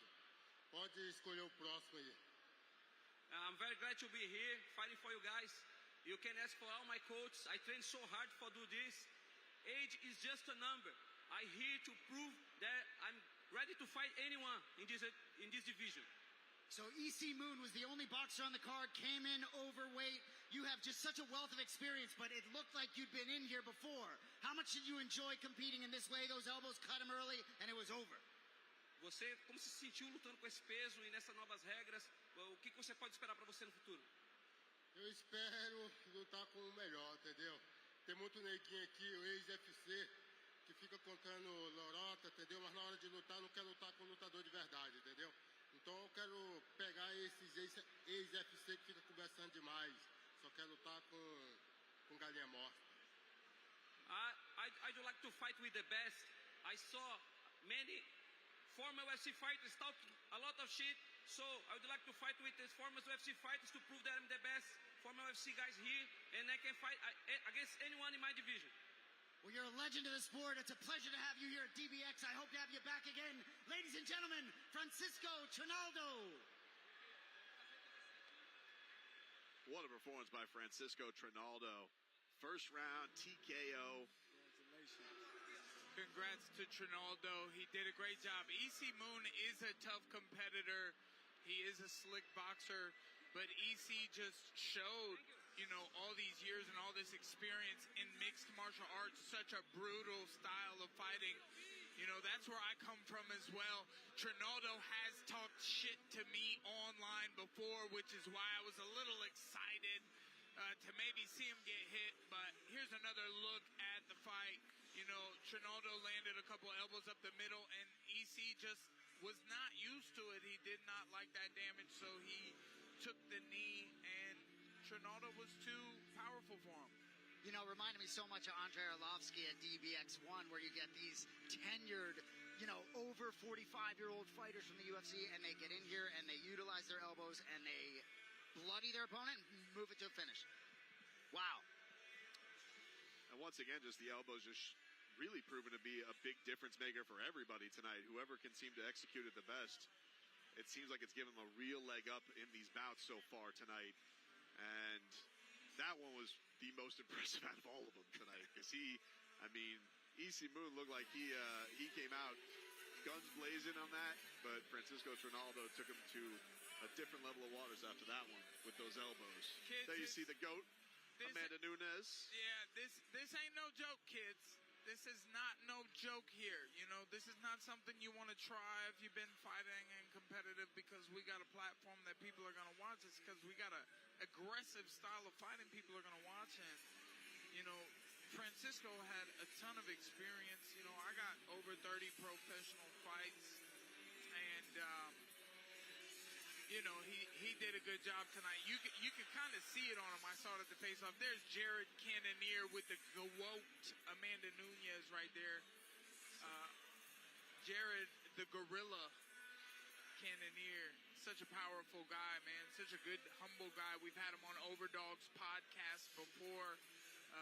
Friend of the show. So glad to see him here at Dirty Boxing. Yeah, still having an impressive UFC career, but would be incredible to see him in a dirty boxing ring one day with what he's able to do with his hands and elbows.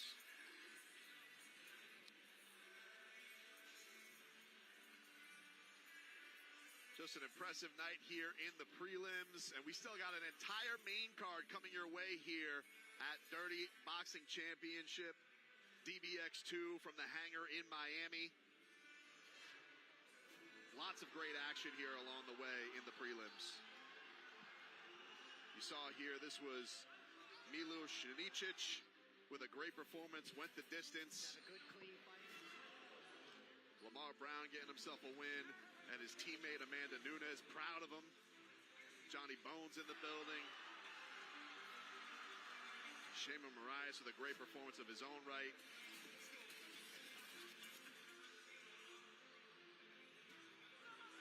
And then, of course, Francisco Trinaldo. As he said, age is just a number. Looking impressive.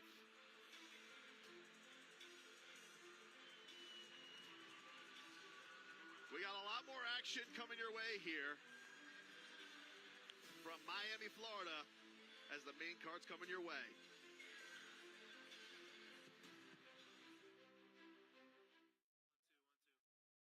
All right, 3, 2.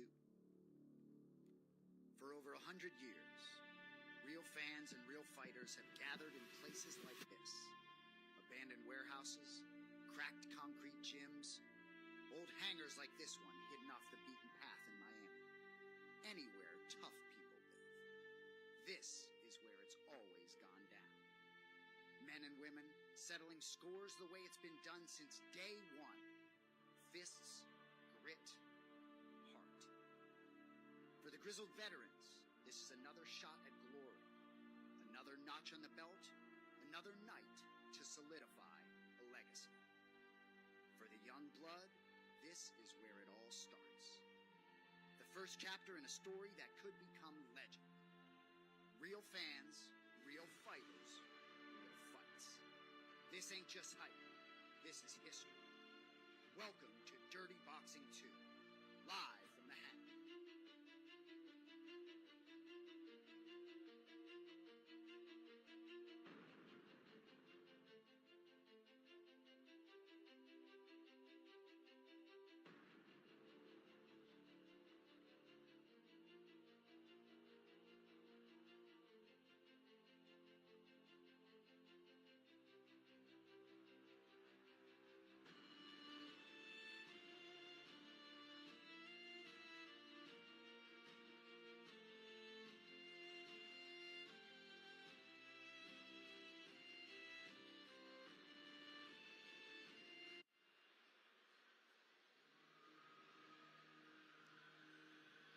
And welcome in, everybody, to Dirty Boxing Championship, Dirty Boxing 2 from the Hangar in Miami.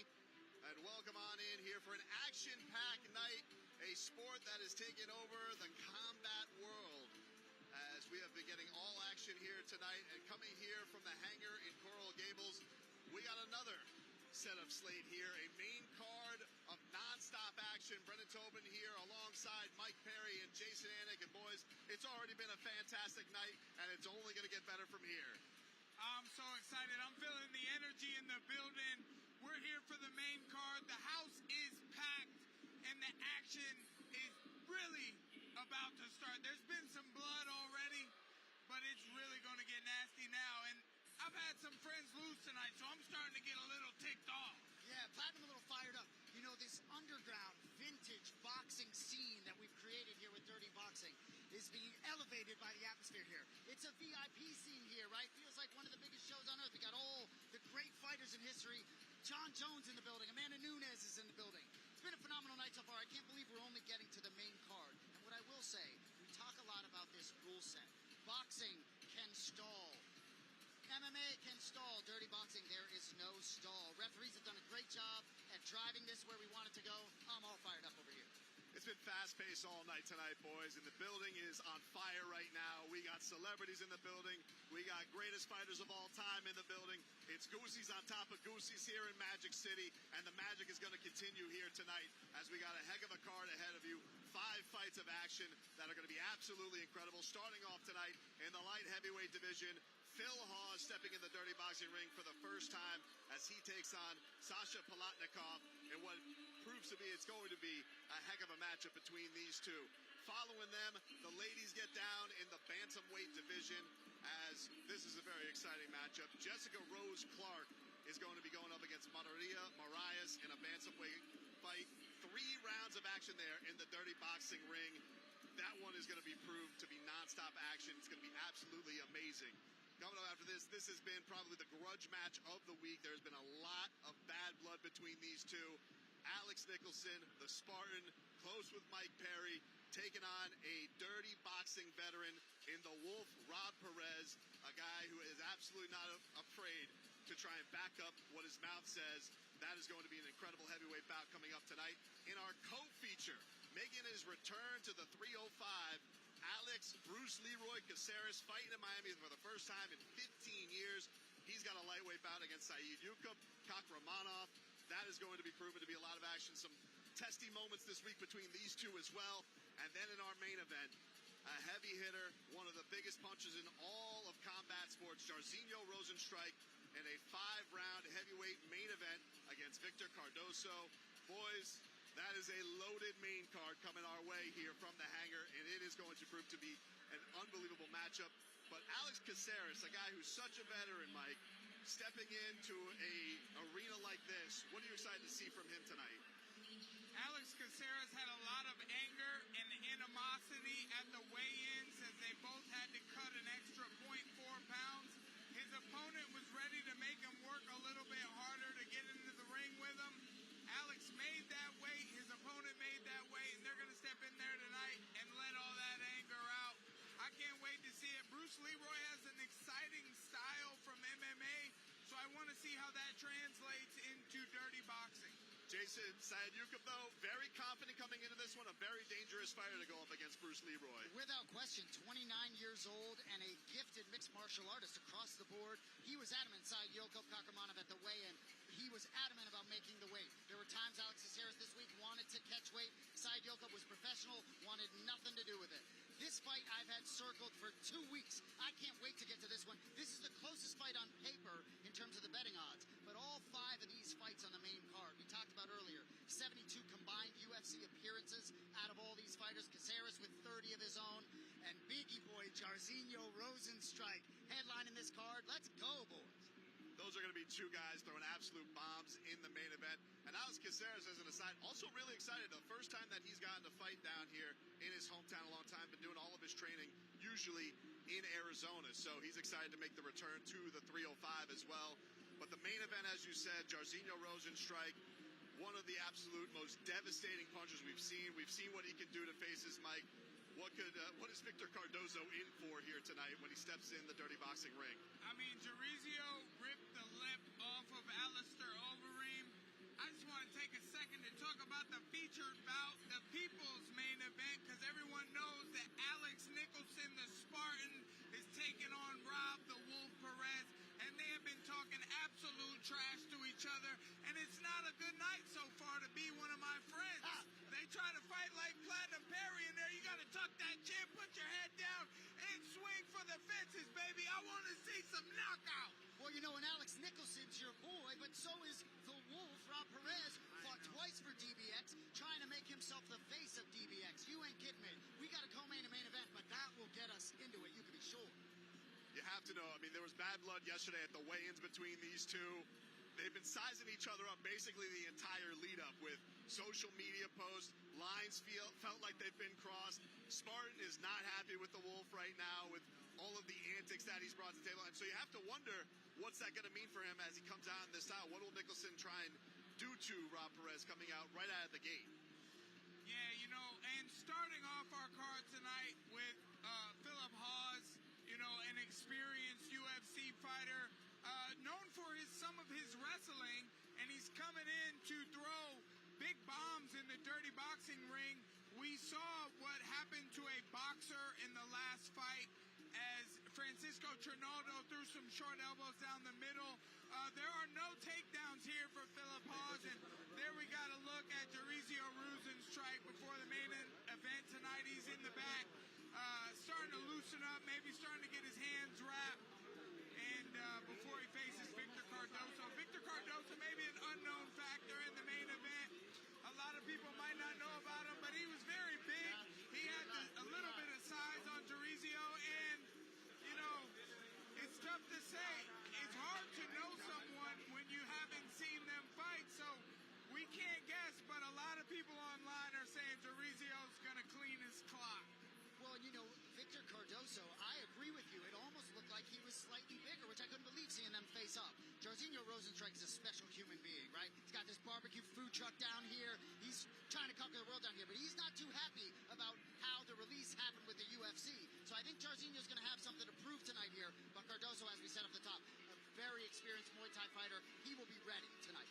And that's the thing that a lot of these fighters tonight, all looking for this opportunity to have such great exposure. The first card blew up. Everybody was talking about Dirty Boxing 1. Now they get their opportunity to do it on their own card in a star-studded building and to make their own highlights. It's been action-packed tonight already. And so for the fans who've already been here, you've already been in for a treat. And I can only think that these next 5 here on the main card are going to actually make this even better because it's been an incredible night so far here in Miami for Dirty Boxing 2. So we're excited to get going with this first fight. Phil Hawes getting ready to make his Dirty Boxing debut. A guy who has been in the UFC, been at the highest of highs, but also feels like his skill set, like many of the people who walk in here, this just goes perfectly to what he does best and is looking to make a statement against Sasha Palatnikov. Yeah, Sasha's got experience too, right? And Phil Hawes earlier this week, he was on with Platinum. Platinum was asking him, you're going to dye your hair blonde? You going with the same look? He didn't want to talk about anything to do with any of that. So I think we're going to see a professional Phil Hawes. Going to be really interesting to see, again, how these experienced mixed martial arts fighters adjust to the rule set. Some a little dirtier than I do. I know quite a lot about Phil.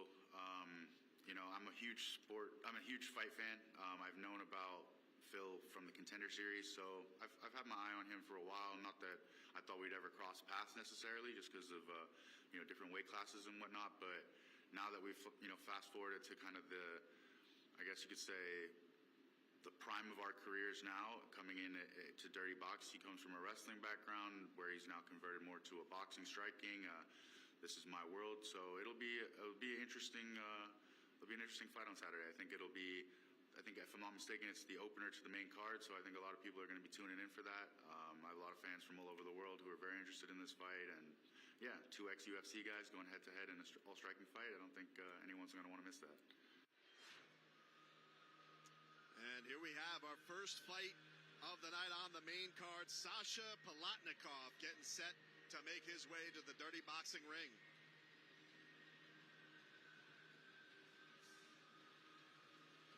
So Sasha, born in Hong Kong, trains in Las Vegas, Nevada, spent a lot of time with John Wood. He'll have Tyler Wamos and D-Rod, Daniel Rodriguez in his corner.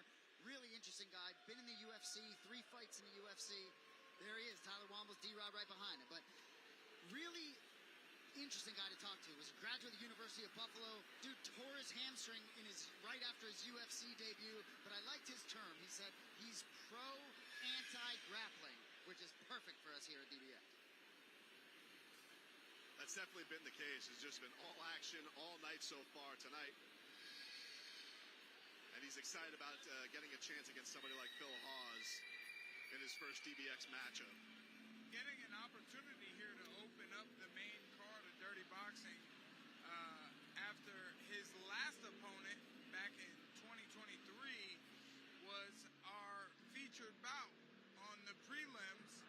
Francisco Trinaldo beat him in a first-round TKO. So let's see what he's able to do here against Philip Hawes.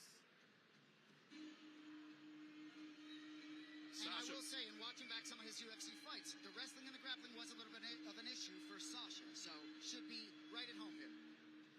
Got D-Rod, Daniel Rodriguez in his corner, though, who is a great striker. Me and him had a battle in the UFC Apex, and, D-Rod is a pretty good striker. He keeps his distance well, so maybe Sasha's been working with the right people and preparing for this matchup.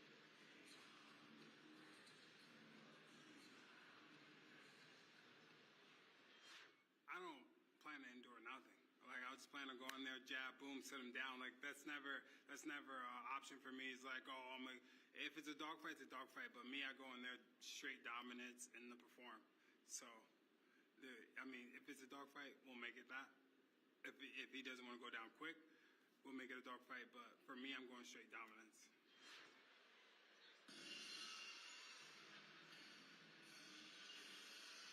And the glass breaks. It ain't stone cold, but it's Phil Hawes looking to bring a stone cold style to the Dirty Boxing ring. Seeing that name, Phil Hawes, on this fight card did something to me, I'm not going to lie. In the UFC from 2020 to 2024, fought 8 times. Beat a guy named Nasruddin Imavov in the big show. If I'm not mistaken, that guy could be fighting for a belt soon. It's a lot of opportunity here for Phil Hawes, I think, to become one of the faces of Dirty Boxing. Interested to see him upright for the whole fight. He's definitely been talking that trash in the lead up to this. We had him on the Overdog podcast, and he was talking a little trash to me. Looks like Dylan Dennis didn't want to come support him. Maybe he was a little worried about the matchup. I don't know. Or Dylan was worried about seeing me. And we talked a little bit about this with Phil, but Phil also said, he knows the name value that he has. And that does come with some pressure, Mike. Even if you're in a new promotion, people know, like, they're trying to get a win off of you. They know Phil Hawes. So he said, there is still a little bit of pressure that comes with that. Even if it is going to a new sport and you're new to it, it's not like you come in there with, there's not those fight nerves still. I mean, coming from the UFC, fighting in the big shows, and then coming to a new show or a completely new sport that might not, we're not in a full 20,000 arena here. We got a great crowd in the house here at Dirty Boxing, but, there's the nerves, the things you must be feeling. It's got to be quite different than the UFC time. So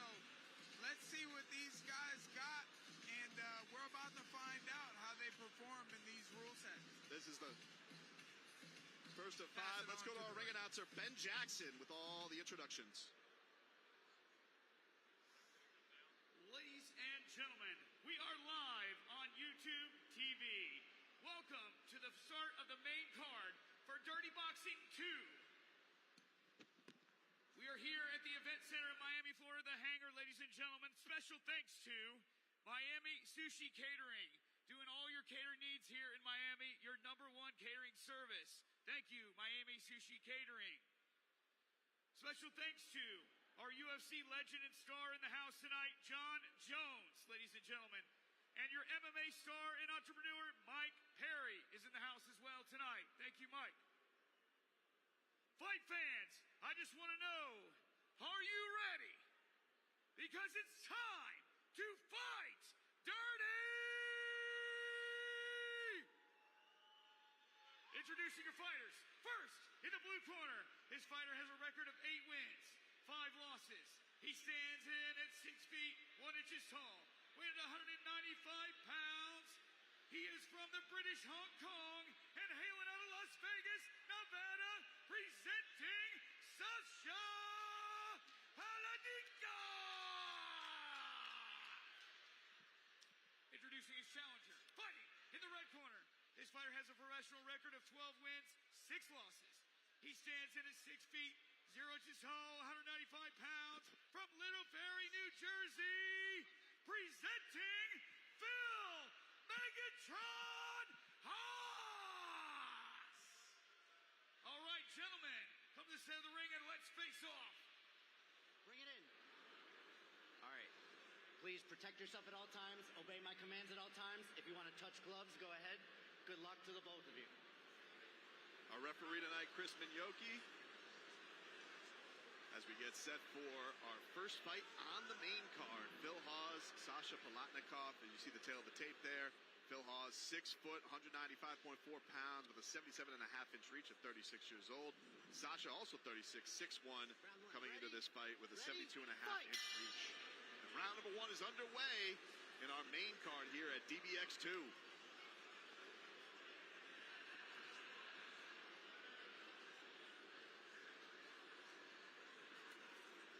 Jab to the body early by Phil Hawes, and then he goes up top with it on Sasha Palatnikov.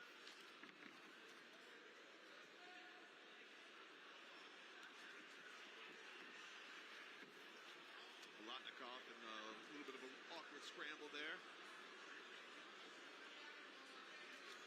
Right hand up top there by Palatnikov towards Hawes. Hawes flicks the jab out.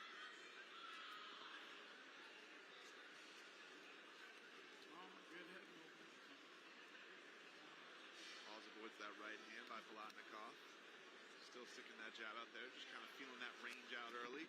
Get a little left that sneaks through there by Palatnikov, and Hawes answers with his own back. As they get tied up there. Gotta work here. Yogi trying to get them to work it out, which they do when we got some elbows to try and break it up, and that's how you want to see it done there in the dirty boxing ring. If you get tied up, they want the fighters to try and work it out themselves and keep the action going. Got a left downstairs to the body by Palatnikov on Hawes, and then Hawes answers with a jab up top. Follows it up with a right hand. These ropes are tough to work that rope-a-dope as well. When you throw your back up against them, it's a little stingy on the back. About halfway through here, our first round, as Hawes goes back to the body with a jab and then sticks one up top. Very measured in this first round, Phil Hawes. Using that control from MMA, but can't break away from the clinch. Fight.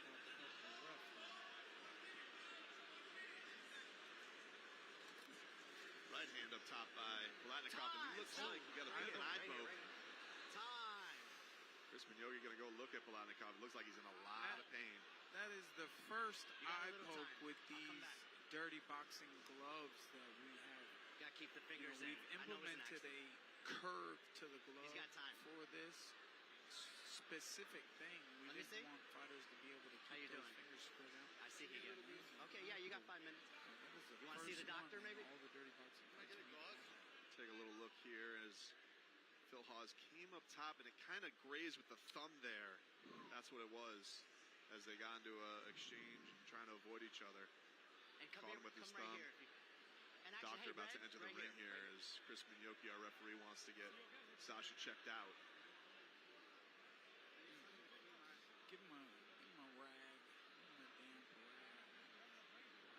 That sucks. For a fighter sometimes, you know, they gotta go through that. We can't wipe it. We can't wipe it. They're telling him he can't wipe it. It's up to you. The cut man. All right. Chris Minyoki's going to allow the cut man to come in here. Yeah, thank you. Let the fighters fight. You know, let them get a little work done on him. He obviously needs stand right that here. from an eye poke. That makes a ton How we of doing on sense time? to me. That he's allowed to get his eye dabbed with a wet towel. And that was kind of a fluky eye poke. Still feel like the gloves are kind of doing the job, you know? You know, it was a thumb jab, and it wasn't very fair that he was able to throw that. You know, if you're going for a push with your opponent, You still just got close time. your fist and throw a punch instead of a push. Now, you are awarded 5 minutes to recover from this, which she is taking. Got the timekeeper checking it right now. How you doing over here? Just When hang this tight. restarts, we would have under a minute left in round number 1. If he doesn't want to go or continue, which sometimes you gotta put yourself in their shoes, you know, you can't freaking see, man. But usually fighters want to fight. It looks encouraging. He got the test from the doctor. He tells him he wants to continue. He was satisfied with the eye check. It looks like we're going to have action here. About to resume. So. Shout out to Sasha. Time in. Ready, fight. Continuing the battle. And he could have took a disqualification win. Comes through with a heavy right hand. Tries to follow with the elbow. Then Phil Hawes follows it up with a big right of his own. Big exchange here by Sasha Palatnikov as they get tied up in the corner. They're trying to break it up on their own right. Both fighters certainly able to catch their wind and get aggressive here at the last minute of round 1. They are tangled up here a little bit, but Phil Hawes trying to follow in through with some elbows, and we have a cut now on the face of Sasha Palatnikov. Damaging elbow by Phil Hawes on him. Watch the fingers, watch the fingers. Stop. He might be... Time. Stay right here. I wonder if that was a second time. Yeah, I mean... Looks like he was about to. Are you saying you can't see? I can't fucking see out of mine. It's really interesting. After the first eye poke, his eyes looked decent. He says he can't see. Oh my goodness. Twice in the eye. Yeah, he His had... eyes pretty closed up there. Yeah, he had him up against the ropes after they had a good exchange. Phil Hawes kind of like mushed his face and had the fingers there, so...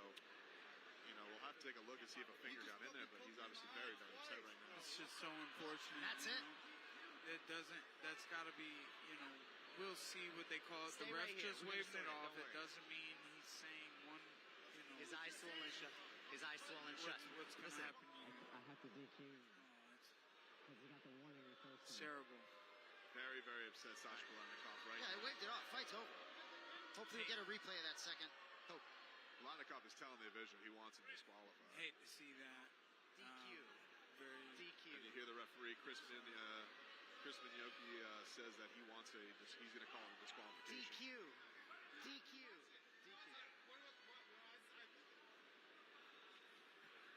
Are you calling it intentional or unintentional? Yeah, intent because I gave him unintentional the first one. So now he's poked him again and shut his eye. Damage. I gave him the warning. Keep the fingers in. Okay, so it all depends on what you want to call it. That's up to you. That's your choice. I think it's a DQ. You think it's intentional? Okay. Wait. Here. Let's talk. Let's take a moment. Let's take a moment. Okay. We'll go no contact. Okay. We'll go unintentional. Sounds like he's changing. Yeah, really interesting. Looks like the commissioner, Tim Jefferson, I believe, had some influence over the ref there a little bit. And seems to be moving more toward a no contest at this point. You know, that didn't necessarily look like an eye poke from that angle. Let's take another look at it here. But he kind of rubbed his hand across his face. It's tough to see. His eye was already damaged from maybe some punches in the last eye poke, which is really unfortunate, you know. Yeah, and look, Phil Hawes did just nail him with a big elbow in the exchange before they got in the corner there. So that now he has damage on both eyes that he's dealing with. But it's tough to tell because that one's already swollen, swelling shut probably from the big thumb. Really interesting to have the mics hot when the commissioner's talking to the referee. You don't always get that opportunity. And I think if they arrive at a no contest mic, I think that's a better decision. What do you think? DQ or no contest?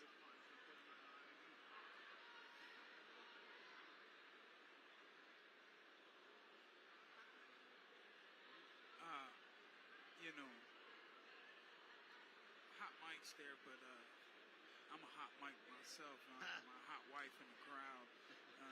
The fans are a little disappointed right now with that fight because these guys had some power to throw. But let's go see what they're going to call it. We'll go up to Ben Jackson. He has our decision.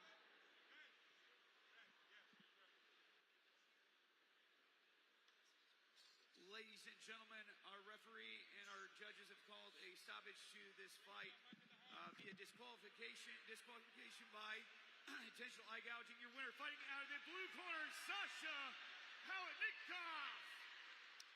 Looks like they didn't go with the no contest. Since it's there, talk to me. What happened in there? I mean, bruh, this fool poked me in my eye. It was a good first round. I thought I was moving well with the fool. Got that first time. Yeah, boo me, motherfucker. You ever been poked in the eye, you pussy-ass bitch? Yeah, you fucking pussies. I'll fucking knock all you faggots out. Yo, I came here to put on a show. This fucking guy poked me in my eye. He got one good shot. I'll give him credit. I'm a white boy. I mark up easy, but I was ready to go to war. I was ready to break this fool. Let's run it back. Next card. I'll fight this fucking guy again. Fucking sick of you faggots booing. Fuck you. Get in here and fight me, bitch. Well, and after that first eye poke, right, So after the first eye poke, you absolutely continued, but after the second one, it looked different. Because I ain't no bitch. I wanted to fight. I could have definitely said, no, I can't see out of my eye, but I wanted to fight. He landed a good shot on me. Put me out. Why are you poking me in the eye, fool? You've been out of the ring or the cage for a year and a half, doesn't know how to keep his fingers to himself. Let's fucking run it back. Well, we enjoyed watching it while it lasted. Ladies and gentlemen, Sasha Palatnikov. Sasha Palatnikov gets the win off of a disqualification. Phil Hawes disqualified. It's really unfortunate. They wanted to battle it out, but he can't. He was so upset with the crowd's boos. Gave us a fun post-fight speech talking shit to everybody in the building. I don't really understand what there is to boo. I mean, the guy's had a great fight. He's very clearly not faking it. Look at his eye. So I don't understand why even the crowd would do it. So, I would say don't boo Sasha Palatnikov. He's going to have words for you afterwards. But here we take a look at round one and the action that was. And, of course, we had this thumb to the eye from Phil Hawes that really turned the tide of this entire bout. And then, once again, after the reset and the doctor's letting Palatnikov get going, you see the fingers go through his eye again, and that resulted in the disqualification. But unfortunate, we're very much looking forward to this matchup tonight. And as you said, Mike, you do all you can to deter the eye pokes. We haven't seen him in any of the fights so far in DBX. That was a bit of an odd case. The thumb slips through, and then he has him again up against the rope. So, an unfortunate ending to a fight that could have been very, very action-packed.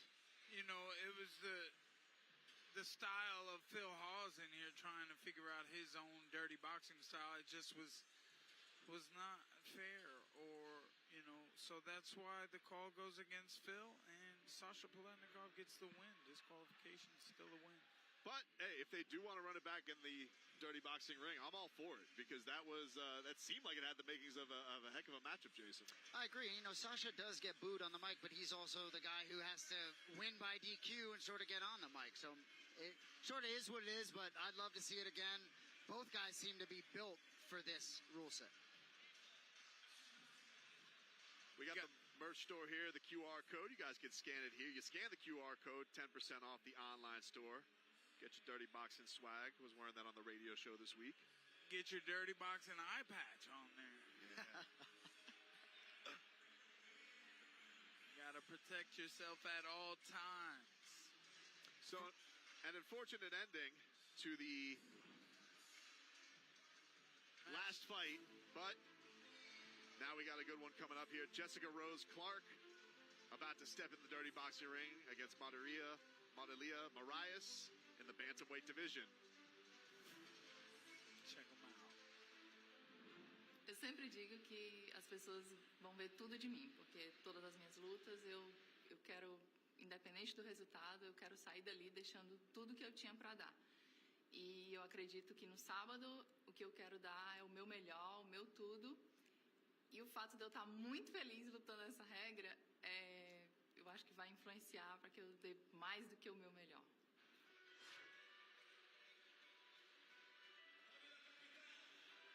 And making her way to the dirty boxing ring now, Marilia Moraias. Fighting here out of training down here in Miami.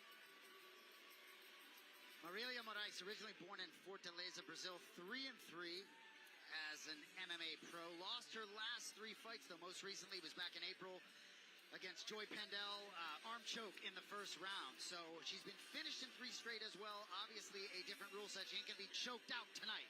But Jessica Rose Clark is a game opponent. But a lot of confidence despite the 3 straight losses this week out of Marilia Moraias.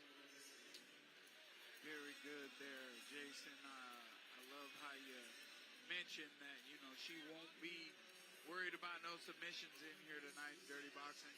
It's a sprawl and brawl in here, even though, you know, we have seen a takedown in dirty boxing. It has happened, a big old double leg. Yep. So it is kind of sprawl and brawl action here. That's what we like to see. It's like a bar street fight with a professional twist on the top. You know, when you get a nice drink, you got to put that little twist, little lemon twist, on baby. your orange rind. You know, all fighters get into mixed martial arts for different reasons. She actually got into it. I've heard this pretty common story, to lose weight, right? 13 years old, she was a little thicker than she wanted to be, got into it, losing weight. She fell in love. After her first fight, she was hooked. What's interesting, she has twin boys that are 5 years old. Apparently, they're not identical, but they look just like each other. They look like they could cause some damage in the future. Excited to see what she can do here. Big stage for Marilia. I couldn't tell the difference, but of course, Jason being an identical twin, he's like, nope, not identical. Right off the bat, but she obviously fighting for a lot for her boys and getting the chance to step in here against a UFC vet in Jessica Rose Clark. And feeling her entrance music. I was going to say that too. I've been fighting for 15 years. I was in the UFC for 6 years, and then when I left there, I transitioned purely into striking arts. So honestly, dirty boxing has been a style that I have been begging for well before you guys existed. So I'm excited.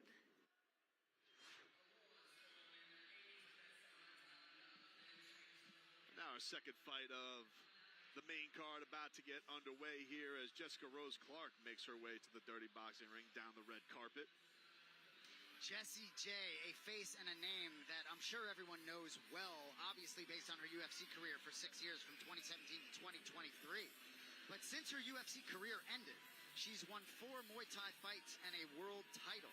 She is legit. She is continuing to compete. Brazilian Jiu-Jitsu purple belt, that doesn't matter. She doesn't want to grapple. She just wants to fight. I'll be interested to see her adjustment to this rule set as well, given her dearth of experience in the big show as well. I'm very distracted right now, Jason, because is John Jones, is he doing a t-shirt toss, a snack toss? What is he doing? John's throwing some energy into the crowd over there, man. Man, I'm trying to get him to throw me one. He won't look my way, but we got Jessy Rose Clark stepping into the ring against her opponent, Moraias. You know, all the fighters in DBX have different stories why they're here. Some of them chasing a different legacy, some of them trying to get back into a different show or whatever it may be. But Jess she wants to be a firefighter when her career's done. She wants to get that itch of competing, fighting fires when she's done. So great head on her shoulders. She lives on a bus with 2 dogs and a cat, like she told you. Unbelievable, man. She's ready. That's got to be a fun bus. Got to keep the pets happy. But, you know, you got plenty of places to stop on the road for pit stops there. Also won a Muay Thai championship lately. we'll send this up to Ben Jackson, who's got our introductions. Ladies and gentlemen, welcome to Fight 2 of the main card for Dirty Boxing Championship, DBX 2. This fight goes out to John Jones, football throwing arm. Of course, hydrology as well. Welcome to DBX 2 for this next fight of the night. It is our two lady warriors, ladies and gentlemen. Let's hear it for them. Fight fans, we got 3 rounds to see who is the baddest dirty boxing lady in the house. Here we go!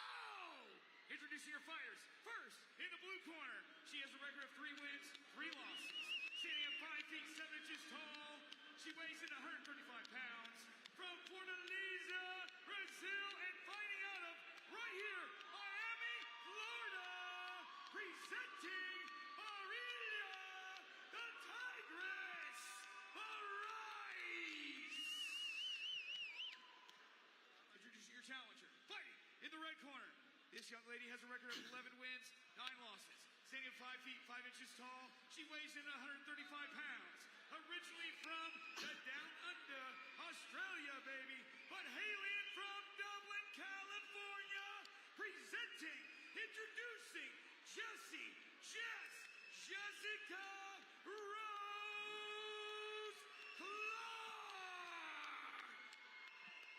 All right, ladies, please come to the center of the ring and let's face off. All right, ladies, gave the instructions in the back. Obey my command. Protect yourself at all times. Any questions? Touch him if you like. Come out of the belt. Sam Burgos, our referee. We want to also thank Johnny Bone Jones for the assist and the energy drinks. We got our tail of the tape. Jessica Rose Clark, 5'5", 37 years old, 64.5-inch reach. And Marilia Moraias, 5'7", 70-inch reach at 37 years old. Here we go. Round number 1 underway.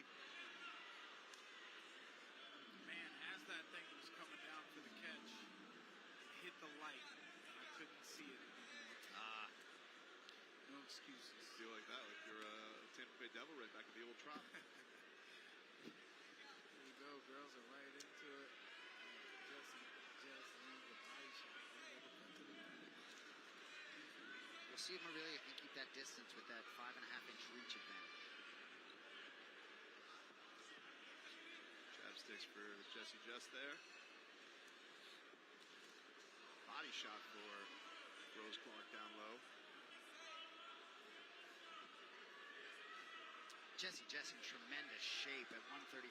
You know, I know Marilia has competed at featherweight from time to time, and I think Jessy was wanting to make sure she was going to make the weight, because Jess was certainly going to do so. Jessica Rose Clark's hands looking fast so far in the early goings of round number 1. And she gets the combination up top there on Moraias. And a big left up top hits.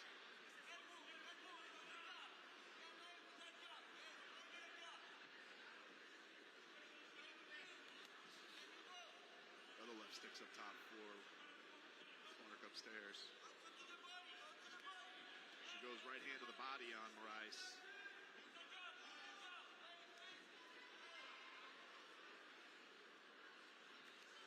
Another body shot from Clark.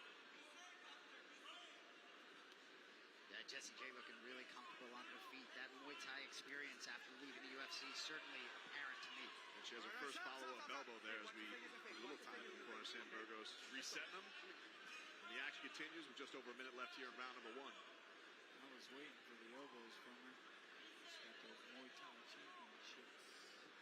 Moraias sneaks in a jab there and gets the smile back from Jessy. And a big right hand up top.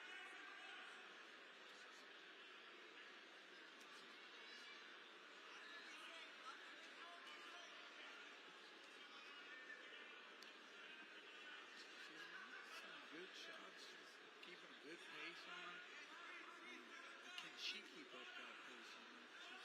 She's taking a breather right now. She sets up another jab left hook. She's learned that a lot. Jab left hook, jab left hook. See the spinning elbow attempt there by Moraias, and they get tied up there on the ropes. Sam Burgos gets them set.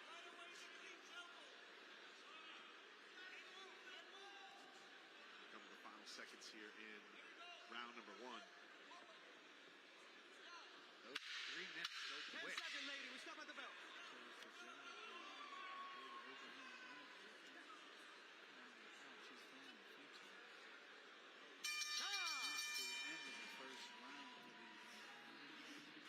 very successful first round for Jessica Rose Clark, but it did feel like Moraias got a little bit more comfortable in the closing seconds of round number 1, so maybe feeling the things out for a better round 2. I agree, look more confident, and when your last 3 losses have been in mixed martial arts, and like we talked about before, some of that has been being a victim on the ground. Get in, get out, but let's hit her a couple more times. When you put 2s and 3s, they land. Body shots are working, pump the jab, just get in, get out. Only one person in. One of you gotta get out. Only one person in. Thank you. Just work, look at Matt. Be safe. Once you're attacking, you get a good punch, safe, and keep going. Follow with 2 more punches. You get a good punch, safe, and keep finish that. You can finish that. At the bell, ladies. All right, getting set here for round 2 between Jessica Rose Clark in the black and Marilia Moraias in the white. And Clark sticks the jab to the body to start round number 2. I like the advice that Jess Clark's corner was giving her. He said put those punches together. You're hitting them with the 2s and 3s. Keep the combinations going. Boom. 1, 2 to the body, 3 to the head.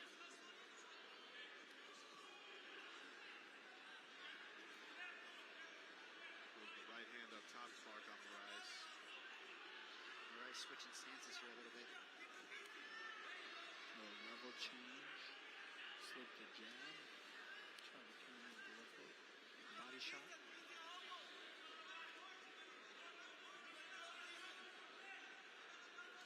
Rose Clark just clearly leading the dance across the board. Moraias certainly is in the fight, but not calling shots. Tries the big right hand, and then Clark answers right back. She's smiling. She's having a good time in there. Left hand up top by Clark on Moraias. Shout out to the legend, Tito Ortiz. He's in the house tonight. An OG UFC champion watching these ladies brawl it out right now. Left, and then a right gets through from Clark on Moraias. She's found a lot of comfort with that left hook. Moraias is tough. Eating some shots. We got another trouble with the eye here, it looks like, by Clark, but she wants to continue. Obviously having a lot of momentum. Hits with the left up top.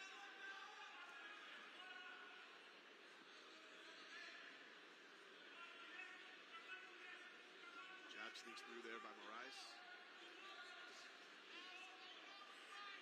Obviously knows if Clark's bothered a little there, you want to put something on that eye. And she looks like she gets a little nice 1-2 by her own right.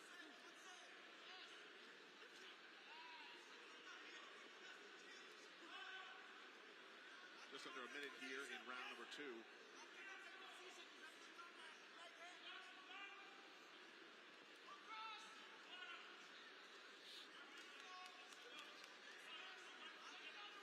Clark tries the right hand and then tries the left. Lands that one slightly.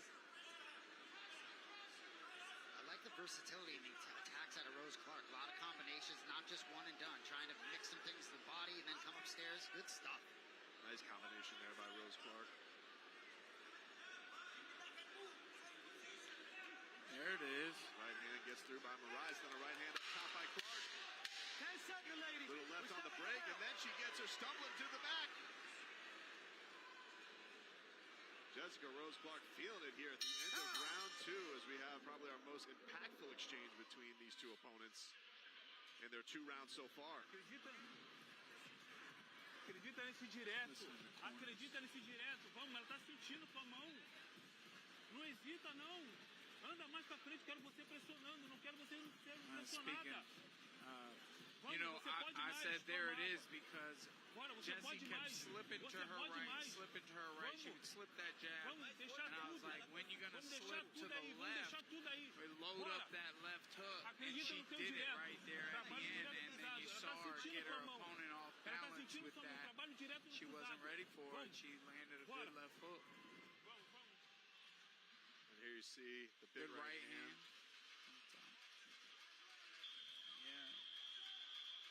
Pretty good right hand there by Jessy. She lands, check left, goes to the body there. Got her a little stumbly. Round 3 underway here at DBX2 at the hangar.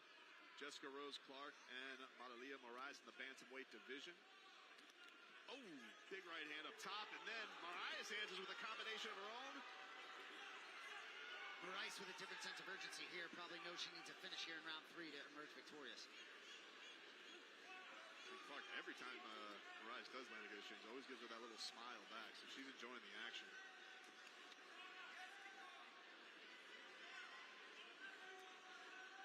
Left up top hits for Clark, and then she tries to follow through with an elbow, but Moraias gets out of the way. Right hand on top, lands for Clark. She falls through with the elbow in the close quarters. Platinum, the look in the eye of Jess, she looks like she's never had more fun in her life. What you've created here for her. She is having a good time. She likes throwing those elbows. She's having fun being a boxer right now. You know, she's sticking and moving, playing the range, throwing check hooks. She's slipping her jabs, slipping the right hands, tilting lefts and rights. It's fun. It's a dance. She's got her in the corner, though. You got to go for broke right there. That's the next step in boxing. Ooh, nice left gets through. Clark starting to feel it. There it is. Right hand gets through for Clark on Moraias. Nice counter by Moraias. Sort of shook Rose Clark a bit.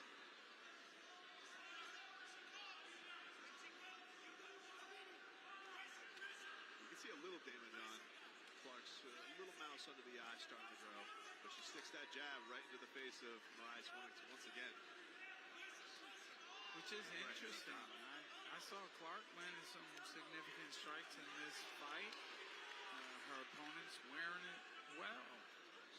And Jessy has a little mouse under her eye. Left gets through for Clark, and then she dances out of the way. She's in a little bit of a flow right now. Just looks like she has dictated the terms of this fight the entire way, having a great time in there. Good left hook over the top. Lunging overhand left. Moraias is tough, though, I'll tell you right now. I think a lot of fighters would have been finished by Rose Clark tonight. Right hand gets up top for Clark and then hits her with the left. 20 seconds left in round number 3 as we are coming to the close of this one. Will we have a last second finish? I don't think so. I think they're going to go the distance. I was wondering how many fights tonight we've had go the distance. Oh, she makes her miss a spinning back fist. That was nice. Right hand lands at the bell with a little left. And this one does go the distance. Jessica Rose Clark with a fantastic performance against Marilia Moraias. Credit to both fighters. Entertaining. The strikes never stopped. Dominant performance by Jessica Rose Clark, but Moraias was game and earned her spot on that canvas tonight. And I think we found Jessica Rose Clark, who was very excited to make her Dirty Boxing debut, loved the rule set. She looked like she was at home in there. Felt very comfortable the entire 3 rounds. Your cardio is great. You had it. You had the whole fight.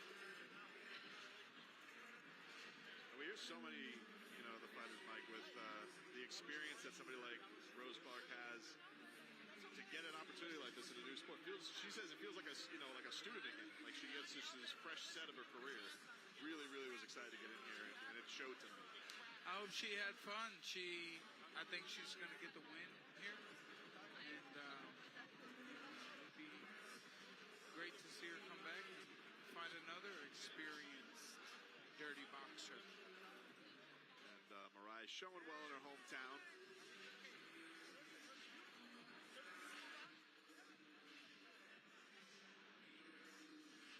Looks like we got our scorecards in the ring. And we'll have an official decision shortly here as the party's going fully here at the hangar in Coconut Grove.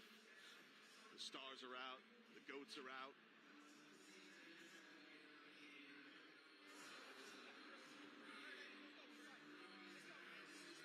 Let's go to Ben Jackson in the ring, who has our official decision on this one.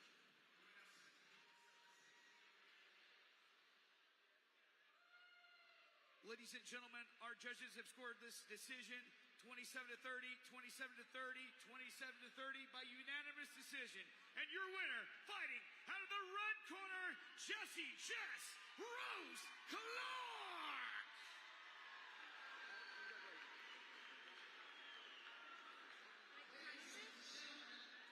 I am here with an impressive Jessica Rose Clark. Welcome to DBX. How'd that feel? I mean, it was everything I wanted, so I'm excited to come back, guys. I'm excited to come back. You know, you said you don't want to grapple, you just want to fight. This rule set feels built for you. I said to Mike Perry at one point during the broadcast, looks like you've never had more fun in your life. Yeah, yeah. You know, that's the last couple of fights I've had. I've been having a blast while it's happening. You know, I get excited when I get hit, and I go, I don't know if I'm allowed to cuss. I go, hell yes.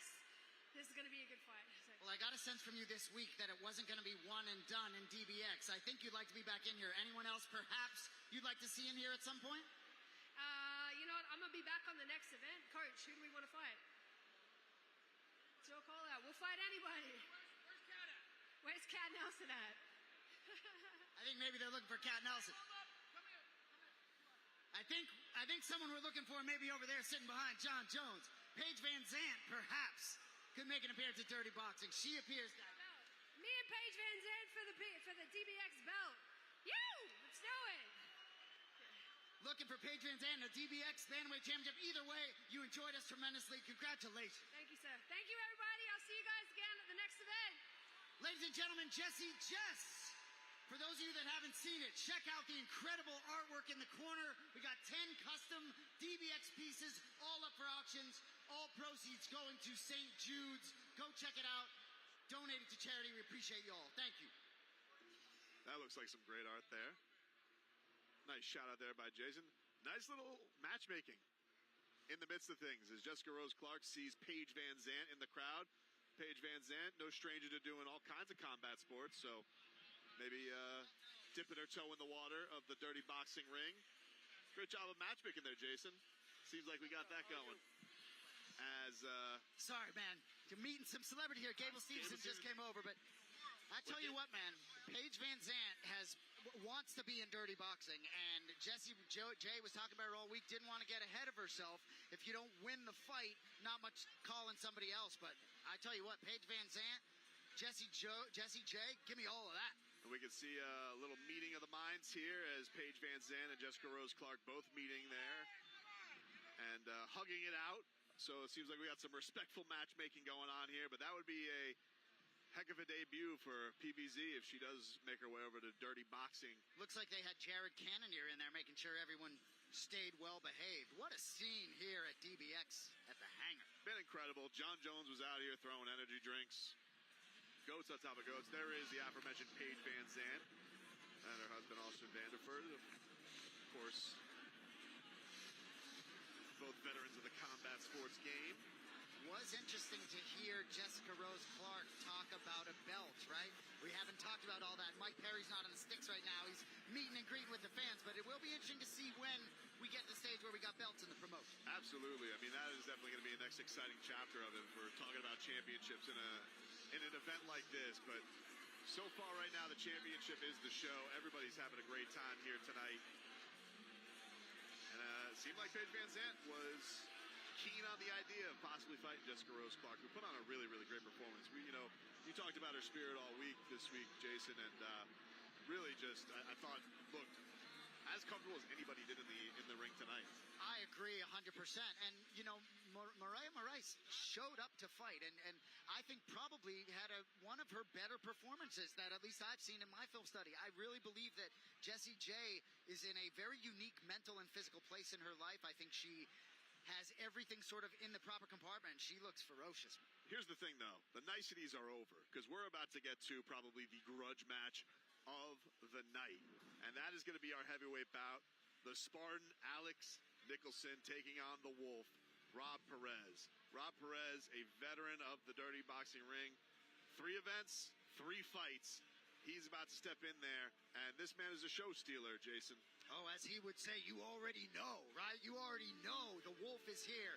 And I'm a Massachusetts guy. I'm from Boston, so he represents Worcester, so I got love for him there. But Perry got plenty of love for his guy, Alex Nicholson. When you watch Alex Nicholson, you see the depth of experience with him, too. So but I tell you what, this fight, I'm going to be excited. I'm already jumping out of my skin. I can't, the touch glove's going to be nuts.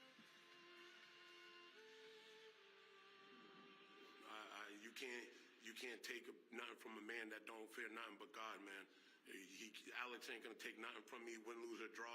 Nobody can take nothing from me. I know who I am. I know where I stand, and I know who the Wolf is, man. He could sit there and talk about, oh, this is some fake. He's fake. We see right through it, man. This is just another one of my personalities, and he gets to shine. You know what I mean? Anybody knows me, they know I'm one of multiple characters. And, the Wolf finally was able to let out and be himself. We tried it on the football field, but he was getting in too much trouble fighting. So, we went over to organized combat sports, and now we're here. The Wolf has been saying some things, he's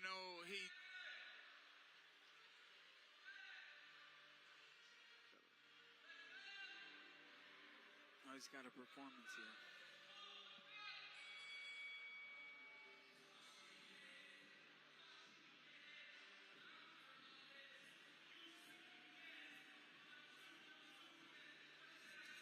Wolf has been saying some things, he called me and Alex butt buddies, said that's why we're on the card together. I was sitting right next to him when I watched that video. He said, man, you know what we got to do. We got to just sell the card and stuff. Don't be mad at me, bro. Wolf's a great guy for dirty boxing. I can't lie. He's been incredible. He's never given me a reason to dislike him besides that butt buddies comment that I just saw. I'm surprised you let that slide. He was about to go into media and talk to him, but he's talked a lot of trash, and Alex's partner has had some rough times in the fight game. He's had some amazing wins over incredible competitors, and vice versa. So the Wolf went off, got tattoos all over his face and body after winning a couple dirty boxing fights. He's like 3-0 in dirty boxing. He's his own billboard. And he's talking the game too. This guy's a star, right? He's a complete star, and he's going to need to get through Alex Nicholson tonight if that star is going to continue to grow in DBX. But he's very honest with himself, right? He talks about being new to this. Only been training for 3 years, right? He's 3-3 as a pro boxer. He's not a mixed martial artist, okay? But here he comes, dude. He is all about the show and all about the life. He lost in the first round of a boxing match back in February, right? First round knockout. He talks about that very clearly, right? But then bounced back with a win at DBX, right? Over Zach Pauga, former UFC fighter in March. I think he's getting a different test here in Alex Nicholson. Perez does outweigh him here by about 26 pounds, so see if that size comes into play. But the Wolf makes me want to drop my mic and sit in the crowd, if you want to know the truth.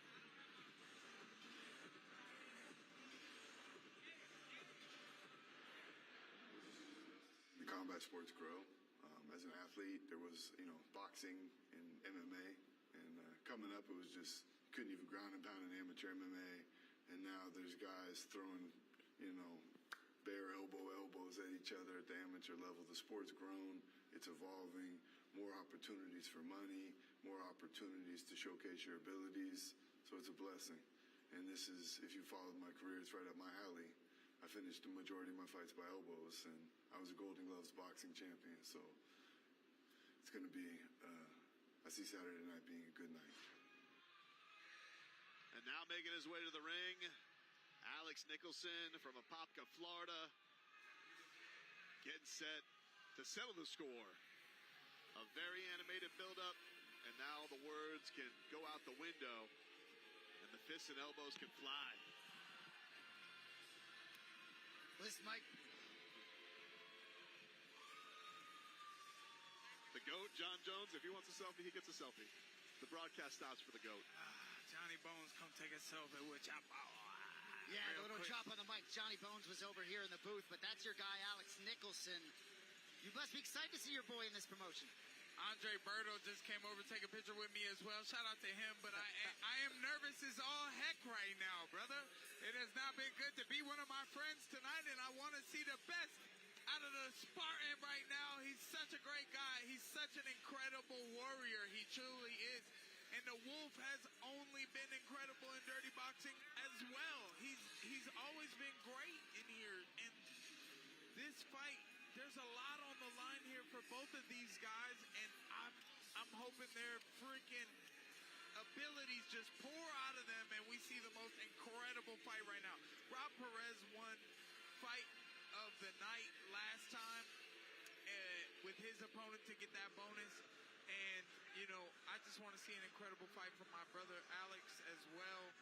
We're longtime brothers, man, so taking my heart out of it, I know his skills and his talent. He's got to keep his range. He's got Craig Danger Duncan in his corner, a very experienced, powerful, skilled boxer. You know, but Rob works really hard, and he loves DBX so much. Oh, my goodness. I'm nervy. And we saw yesterday getting very intense at the face-off. John Jones almost had to play bodyguard. That referee might need a little help in there. Let's send it up to Ben Jackson as he's got our introductions. Ladies and gentlemen, this is one of the fights we have all been waiting for. Welcome to Dirty Boxing Championship DBX 2. This is fight number 9, the grudge match. Fight fans, I got one question for you. Are you ready? Introducing your fighters. First, in the blue corner. This fighter stands in at 6 feet tall. He weighs in at 252 pounds. Beast mode. He's fighting out of Massachusetts and coming off a glorious victory at DBX 1. He has 3 wins on his belt, and he's ready today, presenting the Wolf, Rob, a.k.a. Godsworth Perez.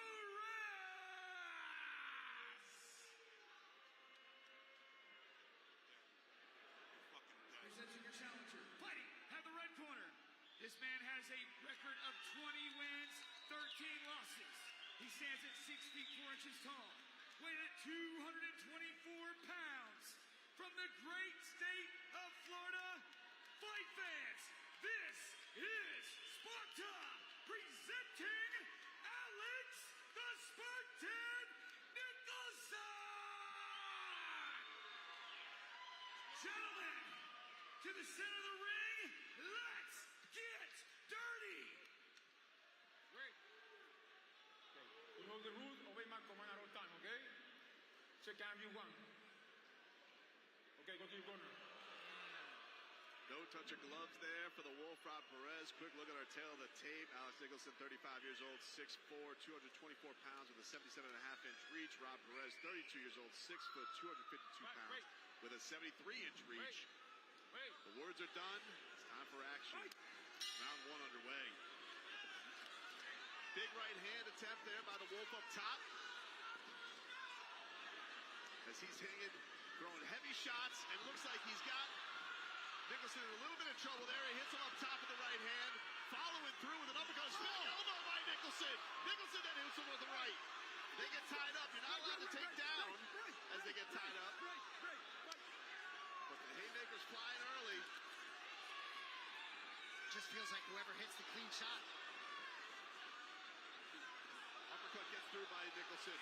Oh my gosh. Big shot by Rob Perez. Insane already. Completely insane.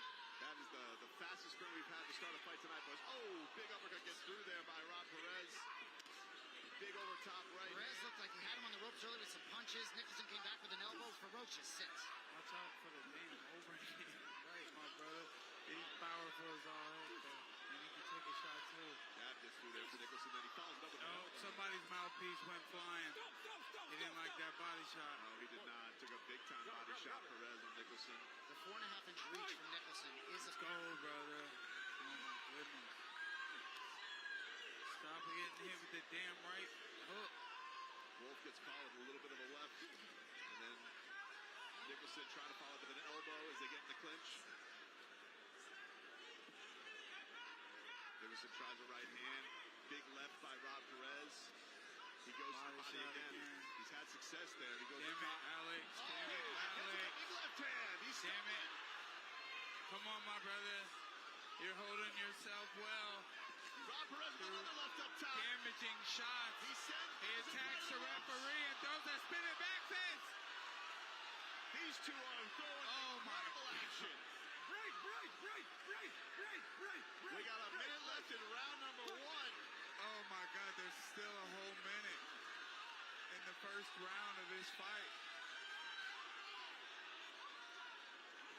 These guys are leaving it out there, man. Big left.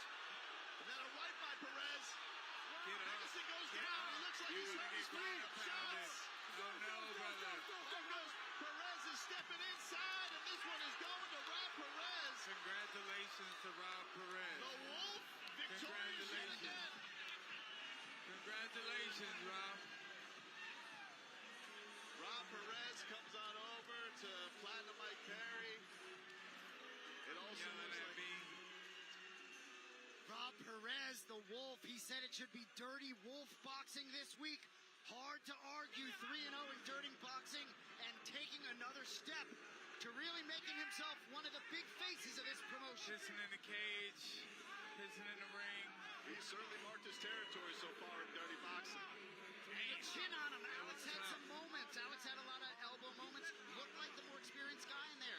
But ultimately, the power of the Wolf, too much. We still have Alex Nicholson down on the canvas. I don't know if he's also getting a leg looked at, it looks like. I don't know if there was an ankle injury or a knee, but he looks like he's also in a little bit of pain on the lower body. But, man, what a show by those two guys. That was an incredible few minutes of action. And like it's been tonight, unfortunate that somebody's got to be on the losing end of it because they both put up a great showing, but that Rob Perez is relentless. And he continues to take out veterans of the MMA game as we get the one finger salute there by Alex Nicholson from the canvas.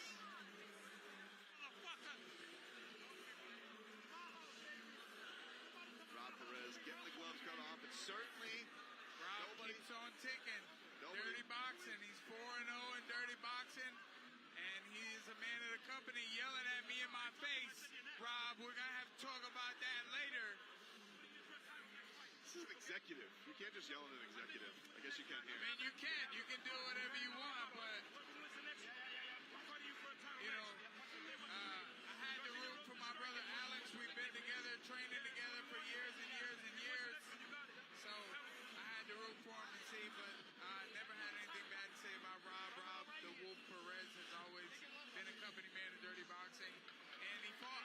He fought like a man. All right, we'll take a look at the end of the fight. Lands a big right hook in the short range. Alex kind of goes down. Maybe something happened to his leg, but I don't think so. I think his brain was just, he was tired of taking big shots, you know, and he's getting some like ankle or knee looked at on, it looks like his right leg. Certainly he took a lot of punishment too, but he did make note. Maybe that did help hurt with his stability, but not taking anything away from Rob. Rob had a great performance, as did Alex. Alex was game. The Wolf cheering on the crowd. Wolf wants the cheers for the glove. Cheers for the glove. Throwing the dirty boxing. Cheers for the glove. He throws it. He throws it to the young Nicholson. Little boxer there. He gets to go up in the ring. Nicholson, a young boxing champion. The Wolf is a showman. That's the one good thing. And we talked a little bit about in the last bout, because we talked maybe the potential, Mike, when you were talking and getting pulled in all directions about the potential of DBX championships, whatever that next chapter is. Certainly this man's putting himself in line whenever that chapter does come in the sport. Look what happened! Wolf is still stating his claim. Saying Alex was talking shit, but Wolf was talking shit as well. You know, sometimes you got to stand up for yourself. You know, can't blame him. And that's going to be the part of anybody who fights him. They know that that's going to be part of the, the pre-fight warfare. Gotta love it. I walk the walk, and I talk that talk, motherfucker. He walks the walk, he talks that talk. He certainly does. It looks like we got Alex. It looks like he's finally up on his feet. I don't know if he's having a little bit of help, but he's definitely got an injury in addition to the loss. Feeling all right, man? I know it's been a tough time for your crew. Man, it wasn't me. I guess that was me, my last one, but I did it for 6 rounds. I do it for 6 rounds. Wolf wants to spar me all the time. Same as Sean Strickland. I'm not gonna give Wolf his sparring round that he wants. We gonna get that spar, Wolf. Hey, Wolf. Hey, Wolf. Wolf. We gonna get that spar. We got a spar now. You big, but I'm fast. God is good, baby. Gonna do it without God. Rob Perez about to get his hand raised as we're going to send this thing up with an official decision by our ring announcer, Ben Jackson. The Wolf victorious again in the DBX ring.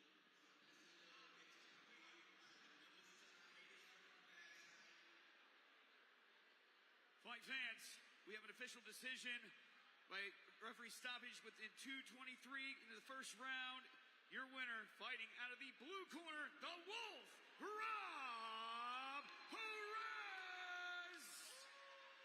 Ladies and gentlemen, you already know. Talk to me. Hey, like I said before, I am the can man. Fuck Adrian Borner. That's my line now. You don't need it with his old ass. Anyways, talk shit, get hit. You try to troll me on the internet? Think you better than me, motherfucker? You gotta take these hands. Keep thinking I'm the fucking underdog. I said it once and I'll say it again. The Wolf belongs to dirty boxing, and the Wolf is dirty boxing, baby. All day, every day. Alright, you guys like that? Let me hear some noise. Well, speaking of that, I just was talking to the CEO of this promotion, Malky Kawa, and apparently tonight's main event, the heavyweight fight, you will be taking on the winner for the first ever heavyweight championship for dirty boxing. How does that make you feel? Hey, it makes me feel good. I couldn't have done this without God, without my family, all my sponsors. You know who you are. I'm a little out of breath right now, so bear with me. Yeah, I'm ready for that fucking belt, baby! Brother, this is the people's main event all week. You are a star. Anything else before we let you out of here? Hey, if you can do anything you want, as long as you put Christ first. God first all the way. Ladies and gentlemen, Worcester, Massachusetts' own Rob Perez. Congratulations to Rob the Wolf Perez again. And then he tries to give us a positive message after all of that trash talk. That's the game of fighting. A guy who can stand up for the right thing, and he talks that trash, and then he gets a win, and he says, you can do anything you want if you put God first. And exciting that, we're talking about the next evolution of dirty boxing, and sounds like there is a title shot in his future. And this was an action-packed round one. We'll take a little look at it here. You see the spinning elbows from Nicholson, them getting tangled up, big heavy right hands from Rob Perez, and finally gets him down. And these guys were just throwing hammers, uppercuts, hooks, big right hands. But he finally finishes the job here in the closing seconds of round number 1 to stay undefeated in the DBX ring.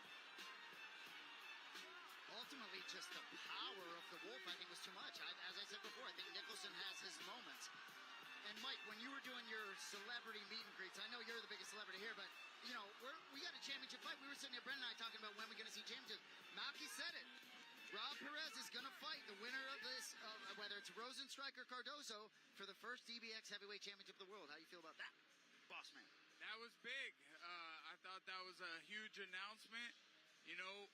The company is giving Rob the same energy Rob is giving the company. Rob is what, 4-0? Great way to put it. 3-0, 4-0 now, or what? I'm sorry, I'm a little flustered. He's 3-0 in dirty boxing.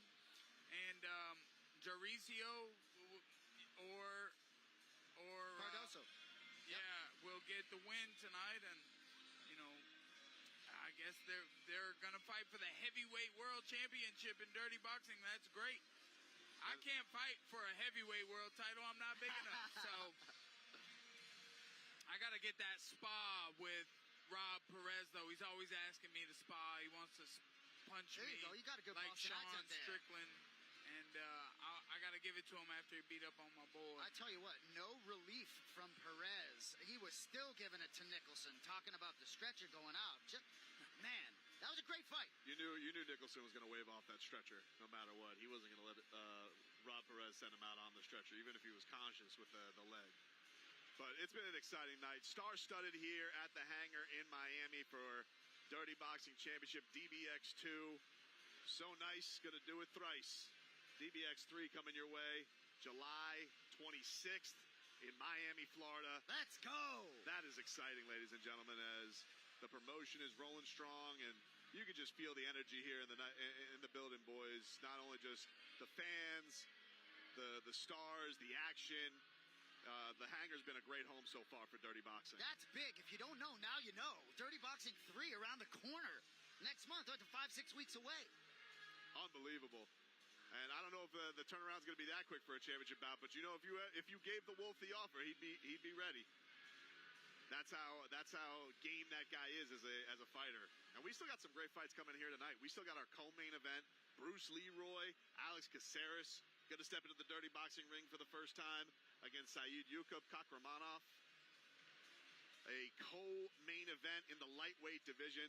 Really excited, boys, to see Alex Caceres get to fight in Miami, something he's been wanting to do for a very, very long time. So for him to get his chance here in the 305, this guy fought in the backyards down here in the 305. Hasn't gotten to fight down here in 15 years when he was fighting in G-Force Promotions, which is an MMA promotion owned by Heat legend Glenn Rice. Wow. So this is a real treat that we have here for Miami's own getting a chance to fight in the DBX ring. There's going to be a lot of speed in the ring considering the heavyweight brawl that we just had go down. There was a lot of power. Now there's going to be a lot of speed and technique going on with Alex Caceres fighting Kakhramonov. Sorry, excuse me there.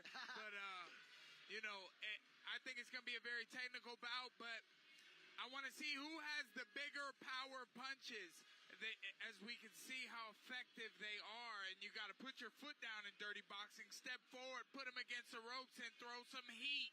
And Jason, not as vicious as the build-up as last one, but there was a lot of tension between these two this week. No question. Anyone who saw any of the footage at the face-offs, right? As soon as Caceres came in town, he was barking about a catch-weight fight. Saidyokub wanted none of it. Kakhramonov said, we got to make the weight, 146. They both hit the number 146. A lot of contention. Yeah, that's fresh purple, Mike. We see ya. A lot of contention at the weigh-in. But these guys are both pros. You can be sure they'll be ready to go. But I'll be really in Alex Caceres. I can't overstate 30 fights in the UFC. And hasn't competed in about a year, so I'm sure he's itching to get in there. And a guy who always has just a unique style, really goes about fighting in a very interesting way, a thoughtful fighter. And then you have Saidyokub, who's like ready to make his imprint and have a big time performance here. So these guys both looking to make a big mark throughout the week, and now they get their chance here in the Dirty Boxing ring. So it's gonna be a real exciting matchup coming your way here as Alex Caceres and Saidyokub Kakhramonov getting set to go here. 3 rounds of action in our co-main event.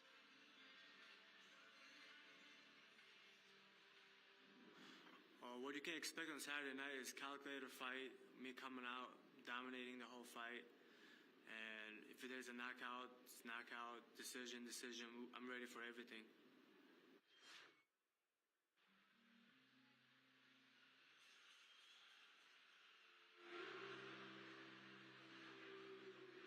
Hey guys, my name is Lely Hernandez, and that last fight really got our adrenaline going. I am so excited to present our next fighter, Alex Caceres, after a 14-year MMA fight career, joins DBX for the first time, and we're so excited to have him. He dropped 20 pounds in just 48 hours.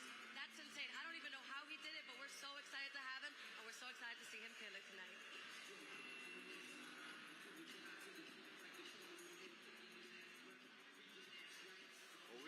see Alex Caceres as well, as he'll be out momentarily.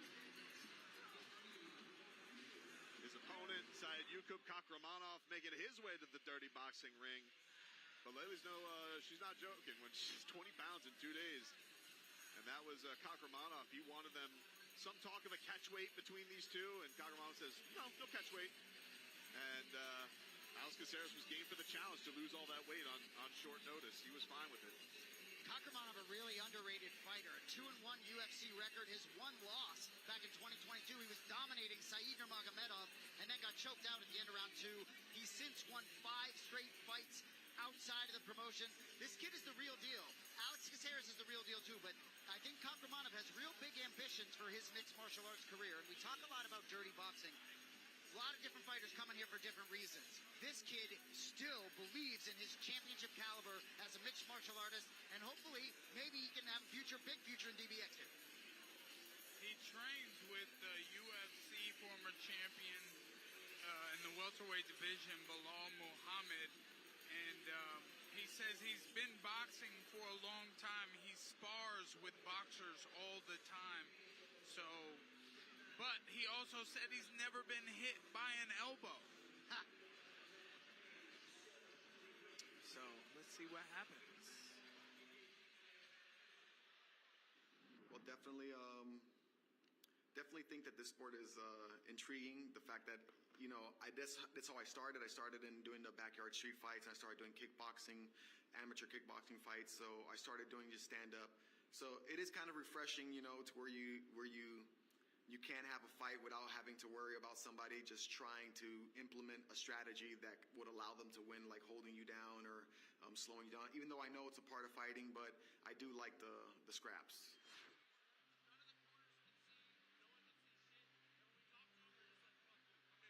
Getting set to walk to the dirty boxing ring in his hometown for the first time in a long time. Bruce Leroy himself, Alex Caceres.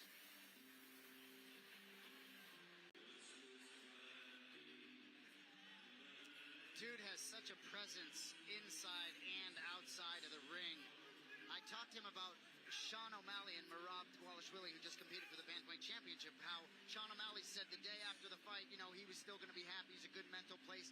I talked to Alex about having a similar sort of headspace where I was like, you seem happy all the time. You'd probably be in a good space no matter what. He said, no. I'm not going to be happy if I lose this fight. So despite his sort of zen-like nature and calm disposition, he wants nothing to do with anything but a win here tonight.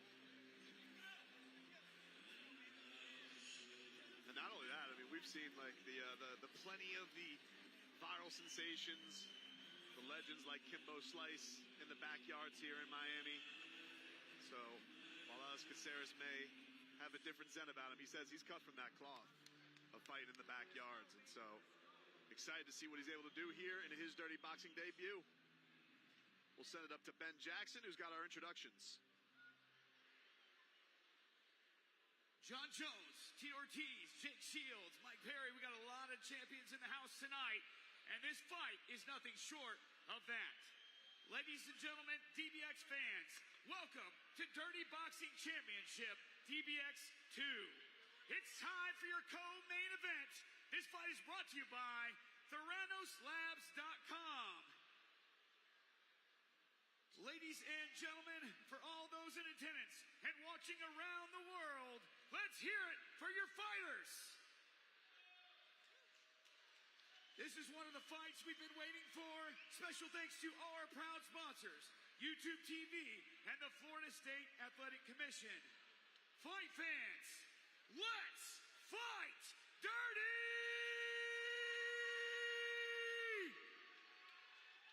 Introducing your fighters. First, in the blue corner, this fighter has a professional record of 12 wins, only 3 losses. He stands in at 5 feet 8 inches tall, weighing in at 146 pounds. From Samarkand, Uzbekistan, and hailing out of Chicago, Chi-Town, Illinois, presenting Saidyokub Kakhramonov!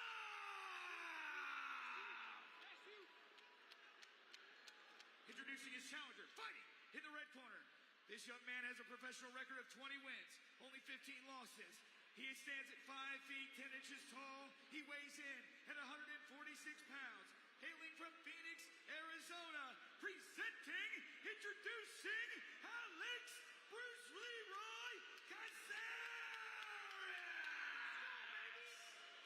All right, gentlemen, let's fight dirty! Bring it in, gentlemen. All right, this is our co-main event of the evening. I want you to protect yourself at all times, and please obey my commands at all times. If you want to touch gloves, go ahead. Good luck to the both of you. Oh, man, these boys have been wanting to fight all week. Here's a look at our tail of the tape. Alex Caceres, 36 years old, 5'10", 146 pounds with a 73.5-inch reach. Kakhramonov, 29 years old, 5'8", 146 pounds with a 69-inch reach. All set to go here. Ready, fight! Referee Chris Manioki rings the bell, and we're set with round number 1.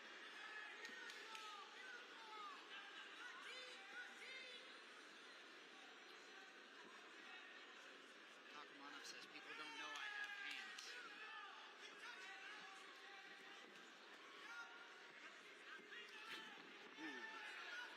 I think we can all see him.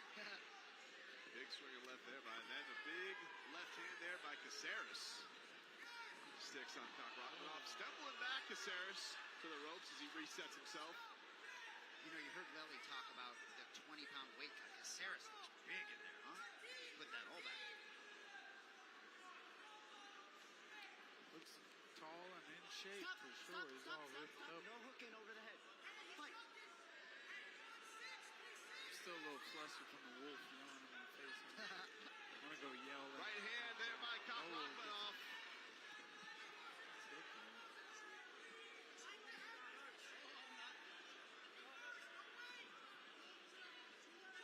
Talking to each other a little bit. Kakhramonov has Caceres in the corner there as he's starting to put the pressure on him. Tries to follow through with an elbow. Referee dodges the punch. Yeah. Gotta be tough for Caceres. 30 mixed martial arts fights. This is first fight. You know, you see even the clinching and the grabbing around the neck. You see some of those MMA instincts coming out a little bit. Yeah, a little more fundamental boxing than the Caceres using a bouncy footwork style. Left sticks through there by Caceres on Kakhramonov.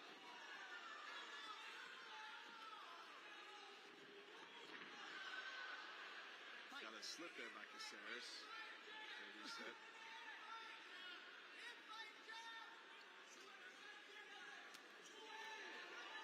Kakhramonov with a big left up top. Follows it through. Another big left by Kakhramonov. A little out of range with some of these shots. Stop! Clean break. Face each other. Fight. Watch the head on the way in, Blue.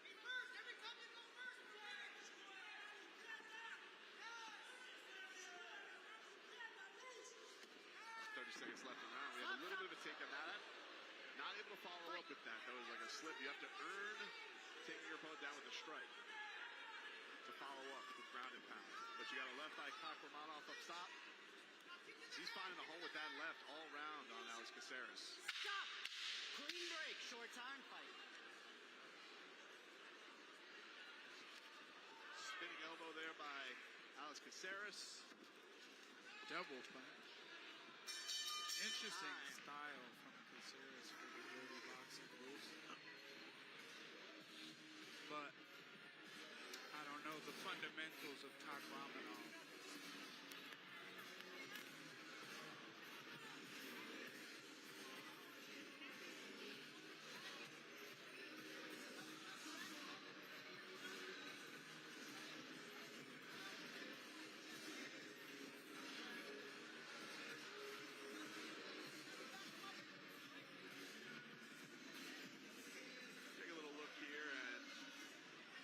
The shot there up top with the left by Kakhramonov. And the takedown, but you cannot follow up with that, so narrowly escaping a violation there. Yeah, you see that instinct out of Kakhramonov to go for the takedown in that spot. Sort of stopped himself halfway. Gentlemen, on the bell. Getting set for round 2 here, Alex Caceres and Saidyokub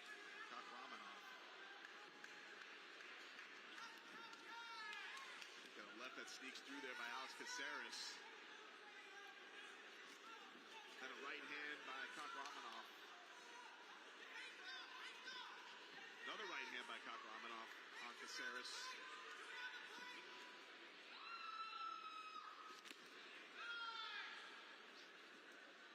Stop. Clean break. Fight. You have the conventional southpaw, which you got to watch for the head clashes here in the boxing, of course. A couple body shots exchanged there between the two fighters.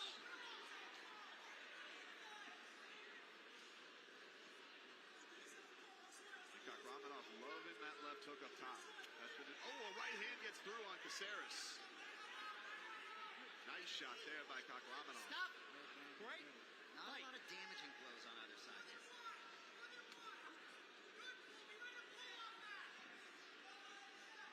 A lot of footwork going on, a lot of speed, to catch up. Big shot.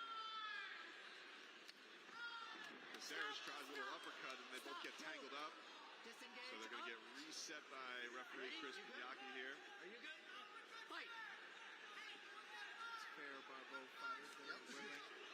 Left hand up top by Kakhramonov. Caceres shakes it off and walks him down.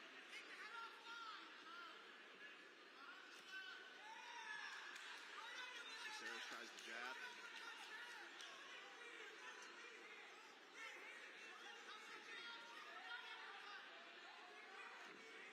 Little sneaky uppercut there by Caceres.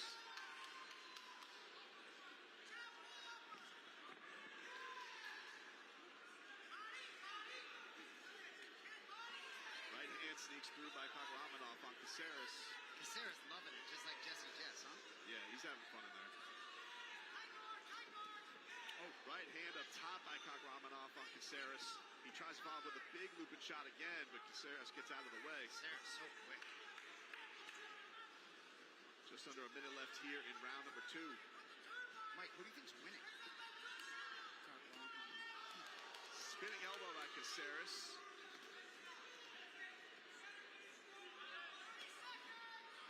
Caceres goes to the body. Kakhramonov's got a body shot for him, then a follow-up elbow.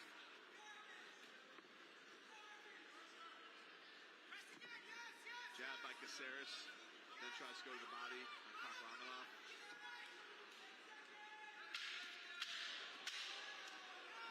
Body shot by Caceres. As he dives in, big right hand by Kakhramonov. In the closing seconds of round number 2, that definitely made the statement at this end of the round. Brock and Bruce Leroy. Looking over to the corner, get a little approval out of Perry. Okay? That was a little closer than we wanted to be. Just let your hands go. He's looking for stupid shit. He's looking for any answer. Ice is back. Ice is back. Right? I need you to finish strong, and when you get to the ropes, body, body, body. Keep fucking working until that ref tells you, okay? Keep on defensive and responsible. They're coming here now. That's all they're coming. Keep it high. Boom, boom. Give me my 2. Once, twice. Bum, bum, boom. That's it. But don't load it up, brother. Do not load it up. Do not load it up. How we feeling? We good, baby. We look fucking great. You're hurting him every time you hit him. Fuck it. That ice on your back in between rounds is so refreshing. Ha! I wouldn't know. But really good corner work there. We got our final round here between Alex Caceres and Saidyokub Kakhramonov. Very competitive matchup, but Kakhramonov with a big punctuation at the end of round number 2. Caceres needs a response. And here comes Kakhramonov into the corner. Caceres turns him around as they get tied up. They're trying to fight their way out of it. Body shots by Kakhramonov. And a right hand trying to sneak through on Caceres. Caceres brings the left.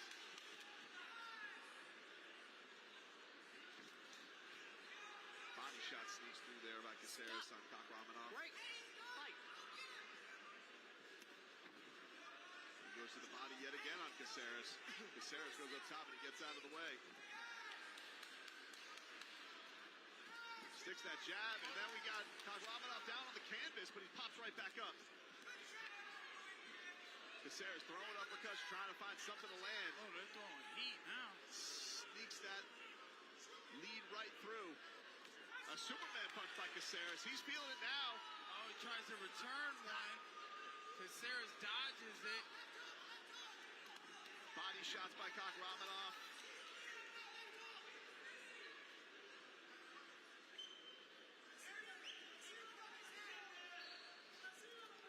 Stop.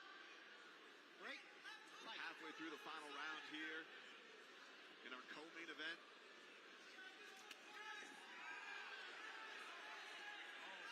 Not sure how they're scoring the fight now.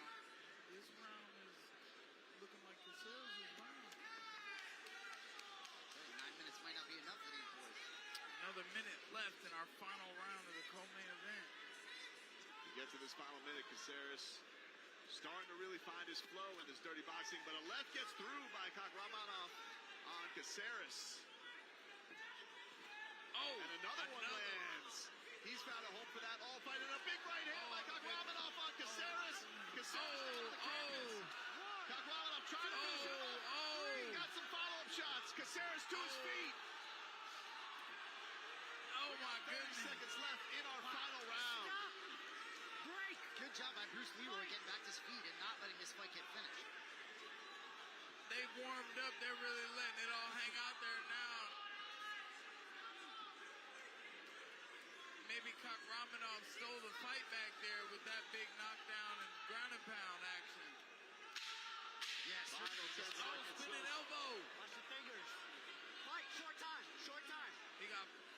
Come on, go for it. 10 seconds. Bruce Leroy's cut from that spinning elbow. We come to the end of the final round. What a matchup. But like it was in round 2, Saidyokub, Kakhramonov putting up big punctuation on the final round as well. Maybe enough to earn him this victory, boys. That was a heck of a scrap. Put a big cut on him there at the end of that third round. Wow. Well, certainly Saidyokub Kakhramonov won the third round. I think the first 2 were very close. We'll see what happens. The third was all Caceres, and then Kakhramonov got tired of it. He screams and says that was his.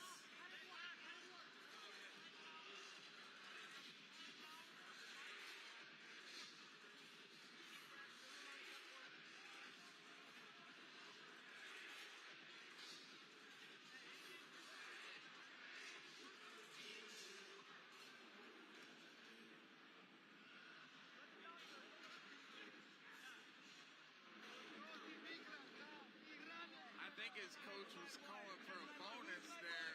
Want some bonus action? Yeah, they seem to be a little bit of them wondering if this was I thought his performance was pretty good, but we're going to have to go back and look at the drawing board.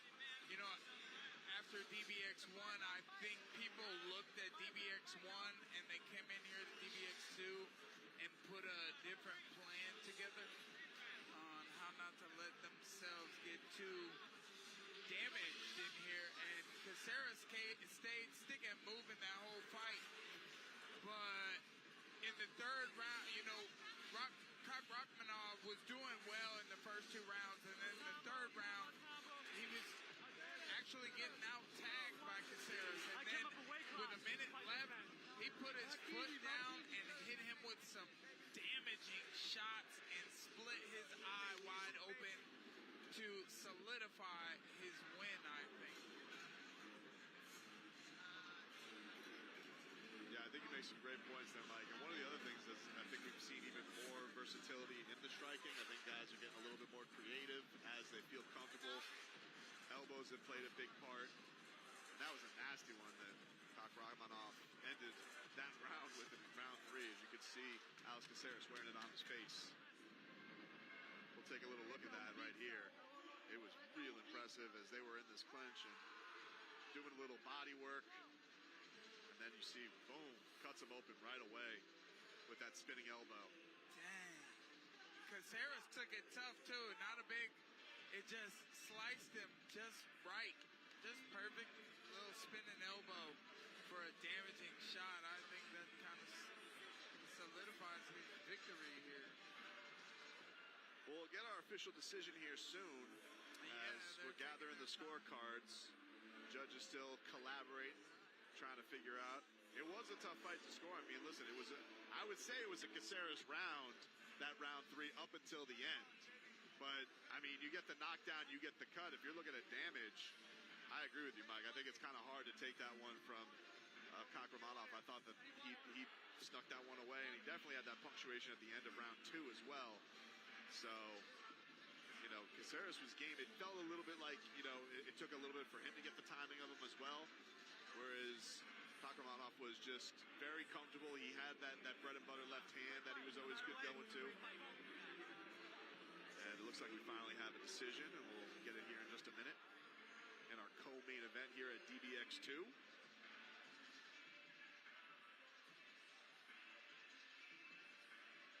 As our ring announcer Ben Jackson has the results, and we'll soon hear from him on who will be victorious in this co-main event.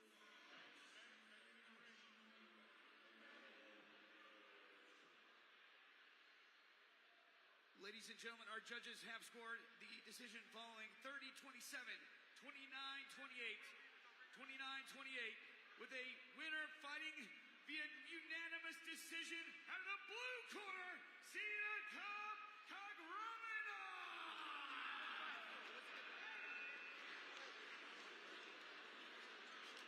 Ladies and gentlemen, I'm here with the winner, Saidyokub Kakhramonov.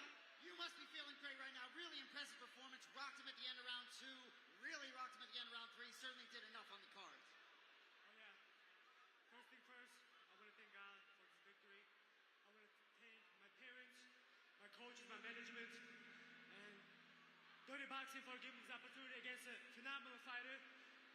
It was a good puzzle for me to go through, you know what I mean? This guy man been in the sport for a long time. And then for me to give his flowers and go send him retirement, I feel great, you know what I mean? I don't know what else I gotta do. Quarter combat 3-0, UFC 2-1, Dirty Boxing 1-0. I mean, I've done it all, like, you know what I mean? Like, so, yeah, it was clearly I won the fight, no question. So both of you, a lot of experience in mixed martial arts. I saw some instincts from both of you where moments, looks like you guys are having a lot of fun. How did the rule set suit your skill set? Oh, it fits amazing. It feels like the sport is made for me. I love this shit, you know what I mean? So, chance we maybe get to see you back. What do you think's next in here for you? Oh, whatever. You know, I'm ready to work for anyone. I need the opportunity. If you guys want to give me the opportunity, I'll come out, perform for you guys, and let's go, yeah. Congratulations, ladies and gentlemen, one more time, Saidyokub Kakhramonov. Congrats, brother.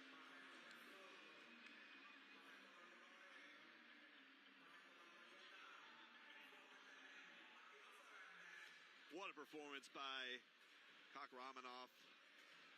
He was confident all week, even with all the experience of Alex Caceres. He thought this was going to be a performance that puts him back on the map. And I would say after a performance like that, he was very successful in that. Take a little look back at this really, really competitive 3-round matchup between Saidyokub Kakhramonov, as he's coming over to thank Mike Perez right now. But here you see, finding a home for that left hand the entire time in this bout. We go to round 2. This is really where, you know, he made a big punctuation of it. They get tripped up here. We had some odd, awkward moments. But that big right hand at the end of round 2 definitely put the punctuation on it. And then in round 3, felt like Caceres was starting to find a home. He was sniping a little bit. He was feeling his flow. But then, all of a sudden, Kakhramonov putting the damage on him. The knockdown, the follow-up shots. Bruce Leroy gets to his feet. Big exchange there. And then we have the huge elbow here on Bruce Leroy to cut him open and put the punctuation on that big-time performance by him. So he came for this night to get a little respect on his name, and he certainly left with it. What a performance by Kakhramonov. And what a performance we've gotten all tonight here at the Hangar in Miami for Dirty Boxing Championship DBX 2. Our main event is coming up next. Jairzinho Rozenstruik, Victor Cardoso. This is going to be proven to be a huge main event with 2 huge dudes who are going to throw big-time bombs, Mike. And it's going to be an entertaining matchup for him. Really, really going to see what these guys can do when they get in the ring with each other. We saw, and Jason, you mentioned this, that the size discrepancy didn't look too daunting for Cardoso at the weigh-ins yesterday. No, maybe it's the nickname Biggie Boy that we all just expected him to be a bigger boy. But Jairzinho Rozenstruik is no joke, though. They may be close in size, but Jairzinho Rozenstruik has been in there with everybody. And I love how they're bringing Rob Perez, the Wolf, back in the building to see who he may face next. I'm all excited for tonight. I will say, Jairzinho Rozenstruik, we talked about this earlier a little bit, unceremoniously released by the UFC, and I think he's going to have something to prove tonight. But I will say a lot of his striking is kicking related, right? I see him set up a lot of his combinations with kicks, so I'm fascinated to see how he does that. But certainly his opponent, Victor Cardoso, Muay Thai specialist, he ain't going to be able to kick either. Yeah, we've seen with those Muay Thai guys, Mike, that they, the elbow is a big weapon. I mean, and so he's got some expertise with it. Be interested to see what he can do tonight. I'm excited to see Jairzinho absolutely explode in this ring. That power is explosive. It's exciting. And, the speed we just saw was great. We saw that slicing elbow. Kakhramonov gave me great condolences there. I don't know if that's the word I should use, but he kind of sliced up that eye. I got the Wolf over here to my left talking to me. I'm going to go over and say hello to him and congratulate him on beating my friend. My friends keep getting beat up. I got to give him his spa. It's bullshit, damn it. My friends need to tuck them damn chins, put them damn hands up, and throw some fucking combinations. It is funny, though, in the fight game, right? There are relationships that develop. There are friendships that are built, right? So you got the Wolf, potentially the biggest star in your promotion, going against your boy. It's got to be tough. I said I've appreciated the Wolves. I call him a company man, but he's the different kind of company man. Usually when people say someone is a company man, it means they're blue collar and they're a nice guy and they're just doing whatever the company tells them to fucking do. But the Rob in this business and dirty boxing, the Rob being a company man, it means that he's just an animal. He's an animal. He's a wolf. You gotta give it to him. And just electric on the microphone. As a broadcaster, you're not supposed to hand the mic to the fighter. When he walks in, I want to give him the mic. Just do your thing. It's incredible.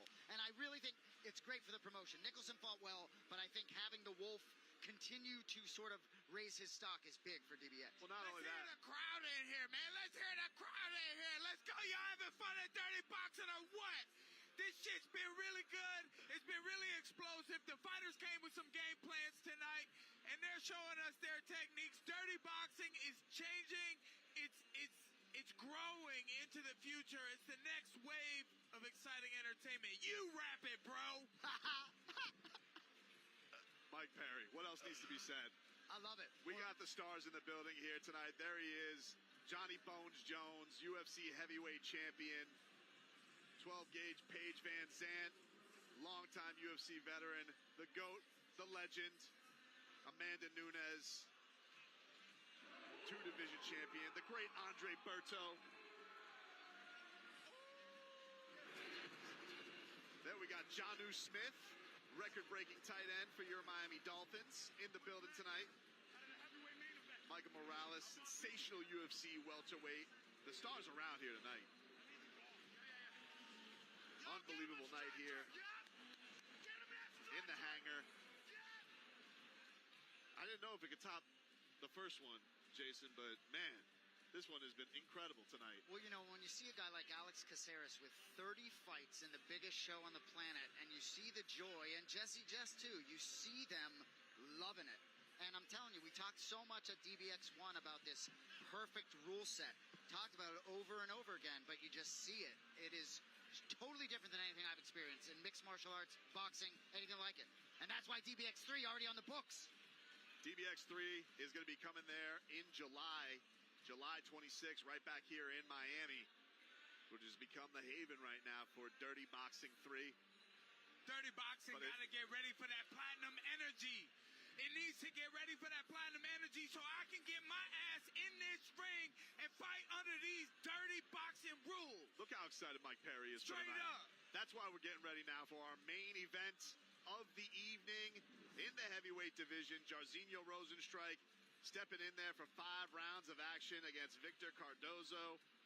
This is going to prove to be a hellacious matchup. And we're getting set for it right here. Eu acho que assim, seria um sonho realizado, né?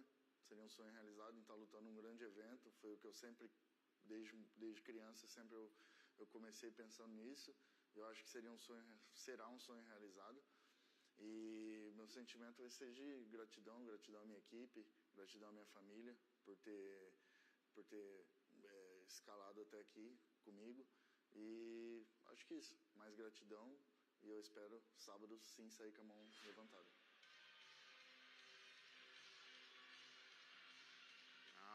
Appropriate music, going Scarface when you're in the 305. Victor Cardoso making his way to the ring, down the red carpet, as we get set for tonight's main event. A lot of people look at him as a big-time underdog, but he is very confident in his skill sets coming into this one.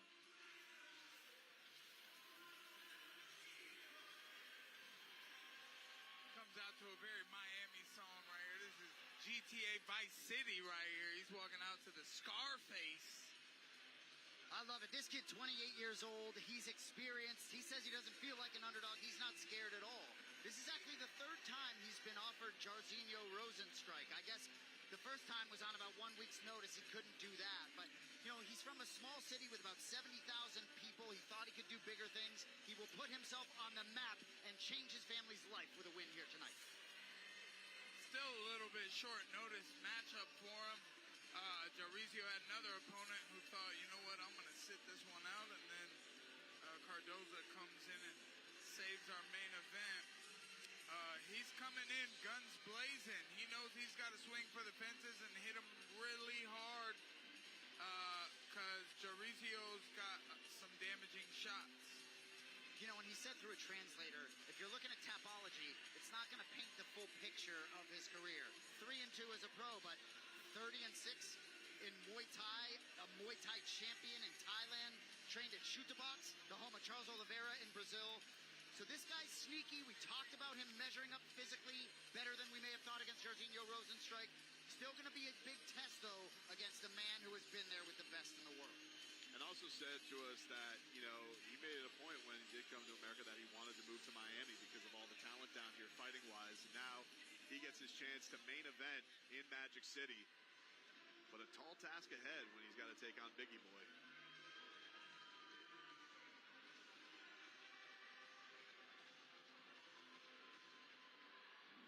How I get into fighting, it's me as a young boy playing soccer, fighting my friends, like play fighting, but it's fighting, and doing it all the time, every day. One of the guys screamed, if you want to fight, there's a gym, go fight them. So I go to the gym, I knock on the door, like, hey, who want to fight me? And I got my ass whooped. And I was like, I go home, I came back the next day and asked the coach, like, hey, Mike, if I want to beat this guy, what should I do? And then he told me, come here every day, 5:30, and I'm going to teach you how to fight. Thank you, guys. Tonight has been insane. They have gave it all. They definitely have gave us a show. And earlier this week, I got to talk to Jairzinho, and he told us all about his game plan for this fight tonight. He's ready to give it all and go beast mode. But did you know that he has a food truck? I don't know about you guys, but this fight definitely got me real hungry, and I can't wait to eat and celebrate this big win tonight. Yeah, Back to you. Thank you, Lely. Yeah, he told us about it. It's authentic Suriname barbecue. So it's not just barbecue, it's barbecue from his home nation of Suriname. And he's very passionate about it. He loves his food truck. That's what he's spending his time doing when he's not fighting. But he knows task at hand right now. He's looking to put on a show in the main event. That's crazy for a heavyweight fighter. I remember cutting weight so many times, and I would be like, man, I was watching like Triple D diners, drive-ins, and dives or something, and I'm like, man, I'm going to get me a food truck. I'm going to make these breakfast tacos. Oh, my goodness. So, you know, for a heavyweight who didn't cut the weight, I can see where the passion is, though, man. Food is one of life's luxuries. I love a good meal. Well, and certainly probably paid some bills fighting in the UFC for a long time, so it's side business maybe after the career, but Jairzinho, Biggie Boy, Rozenstruik on the DBX stage. I'm all fired up. You know, in his UFC career, right, as you just saw on your screen, lost to Sergey Pavlovich by unanimous decision. That was February of this year. Released following that loss. Prior to that, won a couple fights. Tai Tuivasa, Shamil Gaziev. But the fight against Tai Tuivasa, a couple fights back, there was a lot of stuff, like I said, set up with the kick. So I'm really interested to see how he makes the adjustment here against Cardoso. It's going to be very interesting to see how Cardoso goes about this. You know, do you feel out a guy like Jairzinho Rozenstruik? Because Rozenstruik has much devastating knockout power. Sometimes he waits a little bit to unload. So do you take advantage if there's a little inactivity there early? But mind you, this is not MMA. This is only 3-minute rounds. I think his inactivity in the beginning is so that he can see you try to come get him. He weathers that storm and then he blasts and blitz on you. So, you know, smart moving would be both of them waiting to weather a storm in the first round and then really opening up in the second round. But it only takes one shot for guys this size. Now we've seen the consequences when Jairzinho Rozenstruik lands flush on a face, Visas, Callister, Overeem. It could be absolutely devastating. So that margin for error for Victor Cardoso is going to be, he's got to be very careful with that. We'll head this up to Ben Jackson, who's got our ring announcements. Ladies and gentlemen, we are live in the beautiful hangar arena of Miami, Florida for DBX2 Dirty Boxing Championship. Special thanks to YouTube TV and all our proud sponsors. Ladies and gentlemen, fight fans, this is your main event of the night. This is what you've all been waiting for. 5 rounds to see who will be tonight's King of the Ring. Fight fans, it's time to fight dirty! Introducing your fighters. First, in the blue corner. This fighter has a record of 3 wins, 2 losses, standing in at 6 feet 2 inches tall, weighing 257 pounds, beast mode from Miami, Florida, presenting Victor Cardoso!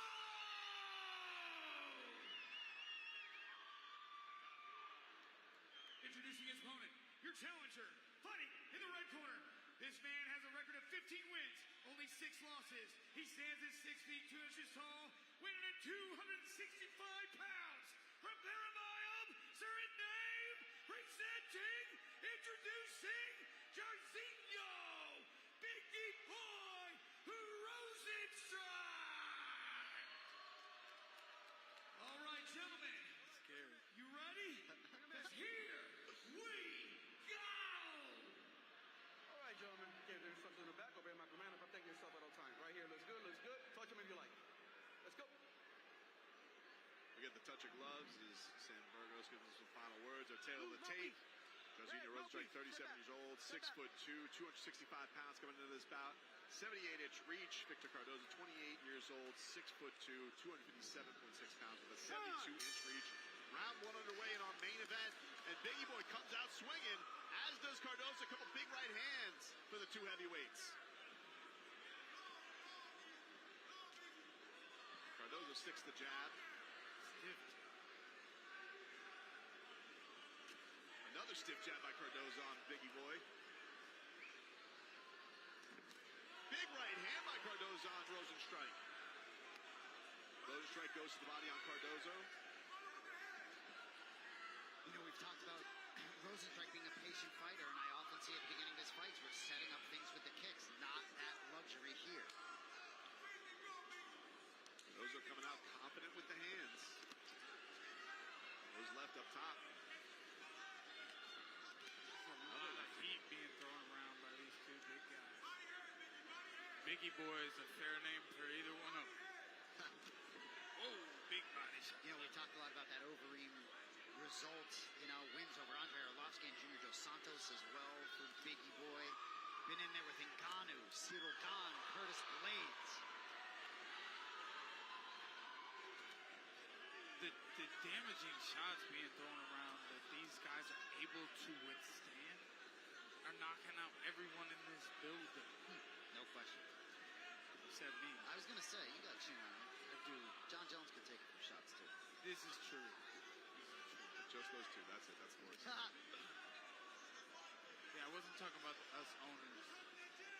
We got a cut on Cardoso. He is God.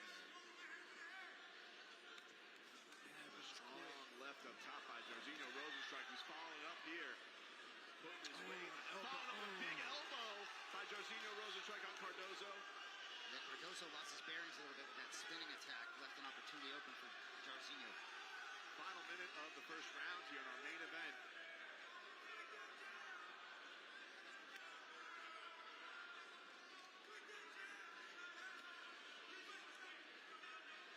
Rozenstruik getting a little bit more comfortable, flicking that jab out there, finding his range.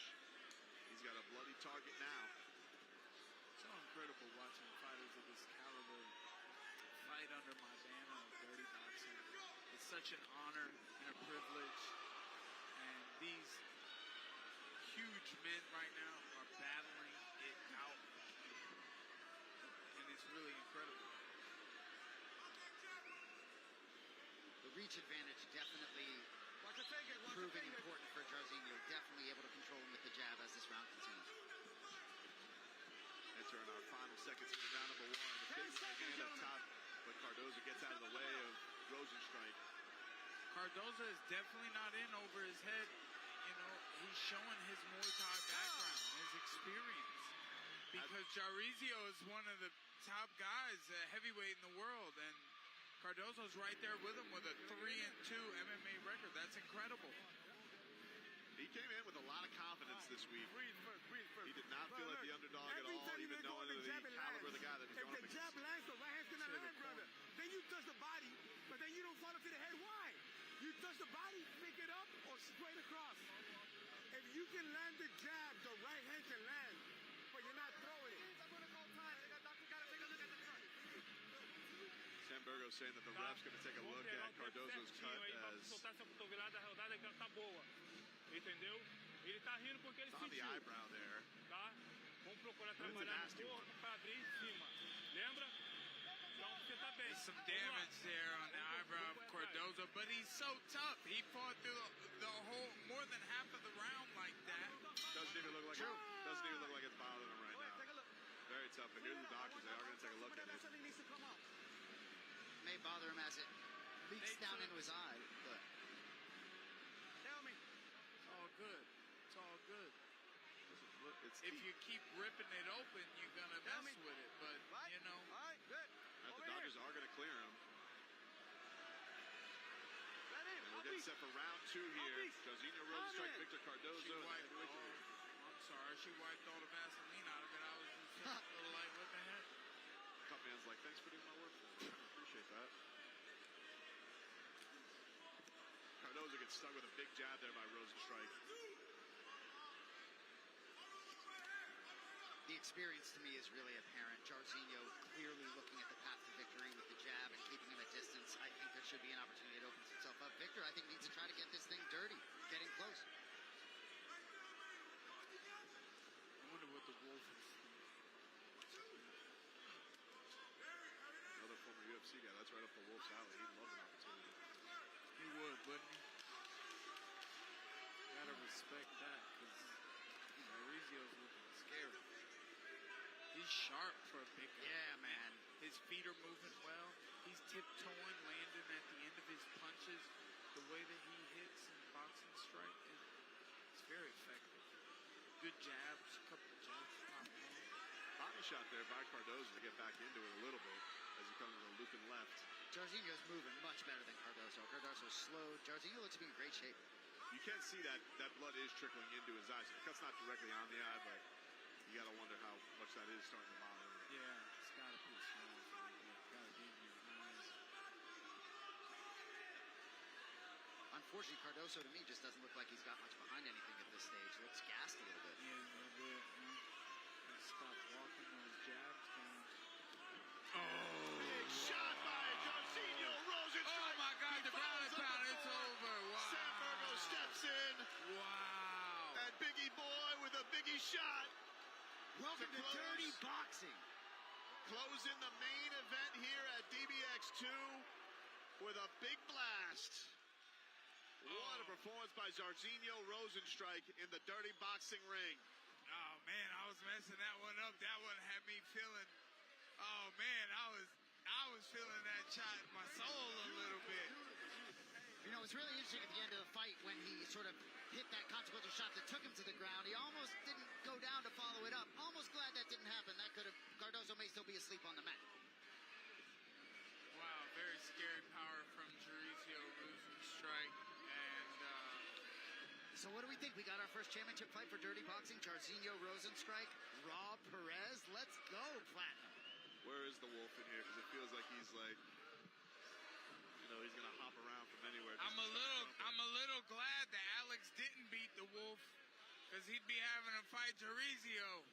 John Jones throws looks like a rag to Jairzinho to wipe off the sweat from that performance. Wow. But a heck of a night. What a performance there in the main event. We can take a look here at the way he closes the show. Stunning right hand.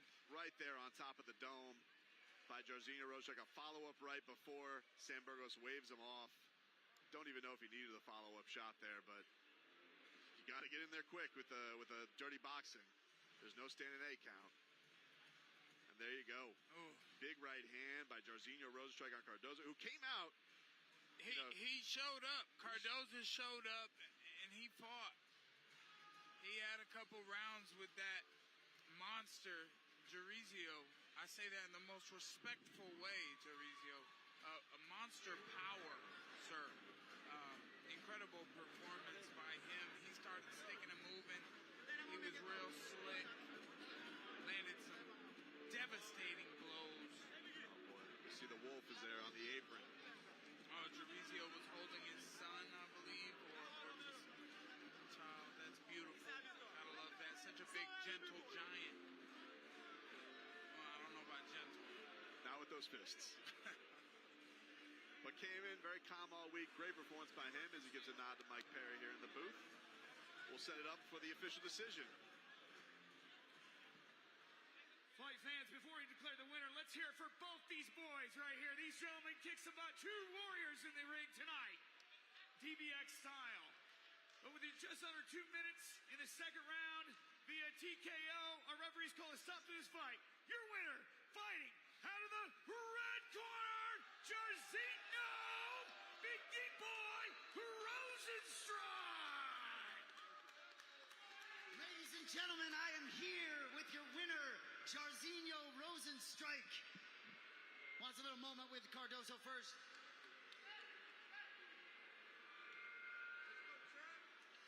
Biggie Boy, congratulations. You lit this place on fire. How you feeling? Great.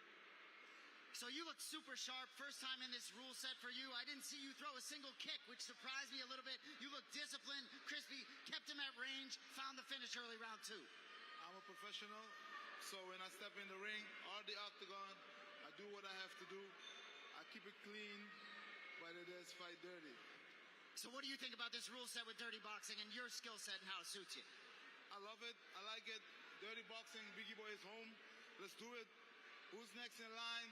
Lined up. Let's go. Well, speaking of who's next in line, I'm not sure if you saw our featured bout, but Rob Perez emerged victorious. The Wolf, Malky, has said he would like to challenge you for the first Dirty Boxing Heavyweight Championship of the world. Biggie Boy versus the Wolf. How you feel about that? And the man is right here.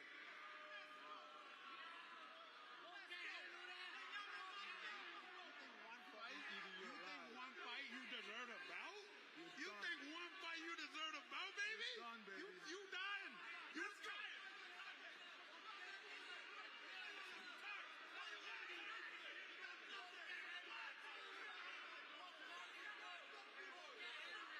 Ladies and gentlemen, thank you all for being here at DBX 2. We'll see you in about a month at DBX 3.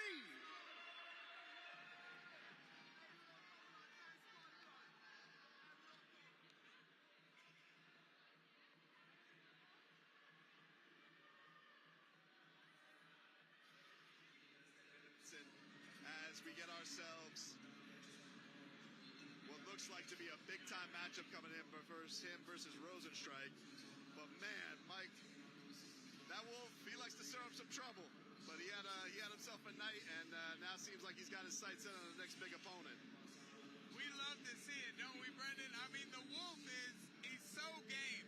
You gotta love him. He's in there. Jairzynho gave him a little shove, and poor Malky was all in the way in between. He tried to get back to Jairzynho, and he did a little Fortnite dance. I can't wait to see that matchup. Malky saved my life. You see him throw me out of the way from getting in the middle of that? I tell you what, couldn't have gone down better for DBX in terms of what you're trying to move forward here. The Wolf versus Jairzinho Rozenstruik. You got a big name Jairzinho and the biggest star, I would argue, in DBX facing off for the first championship fight. Man, it's a good night. Did you feel like you had anything flashing before your eyes there, Jason, for a second? You know, I definitely felt some heat coming back my way and never felt less like a heavyweight in my life. Little animosity from the Biggie boy and Rob the Wolf Perez. Rob's so game, man. I gotta give him his credits. I don't know how he's going to win that fight against Jairzynho, but he thinks he's gonna find a way. He's gonna walk him down. Can't walk into those powerful shots, as we saw that because Cardoso was game. He was very game.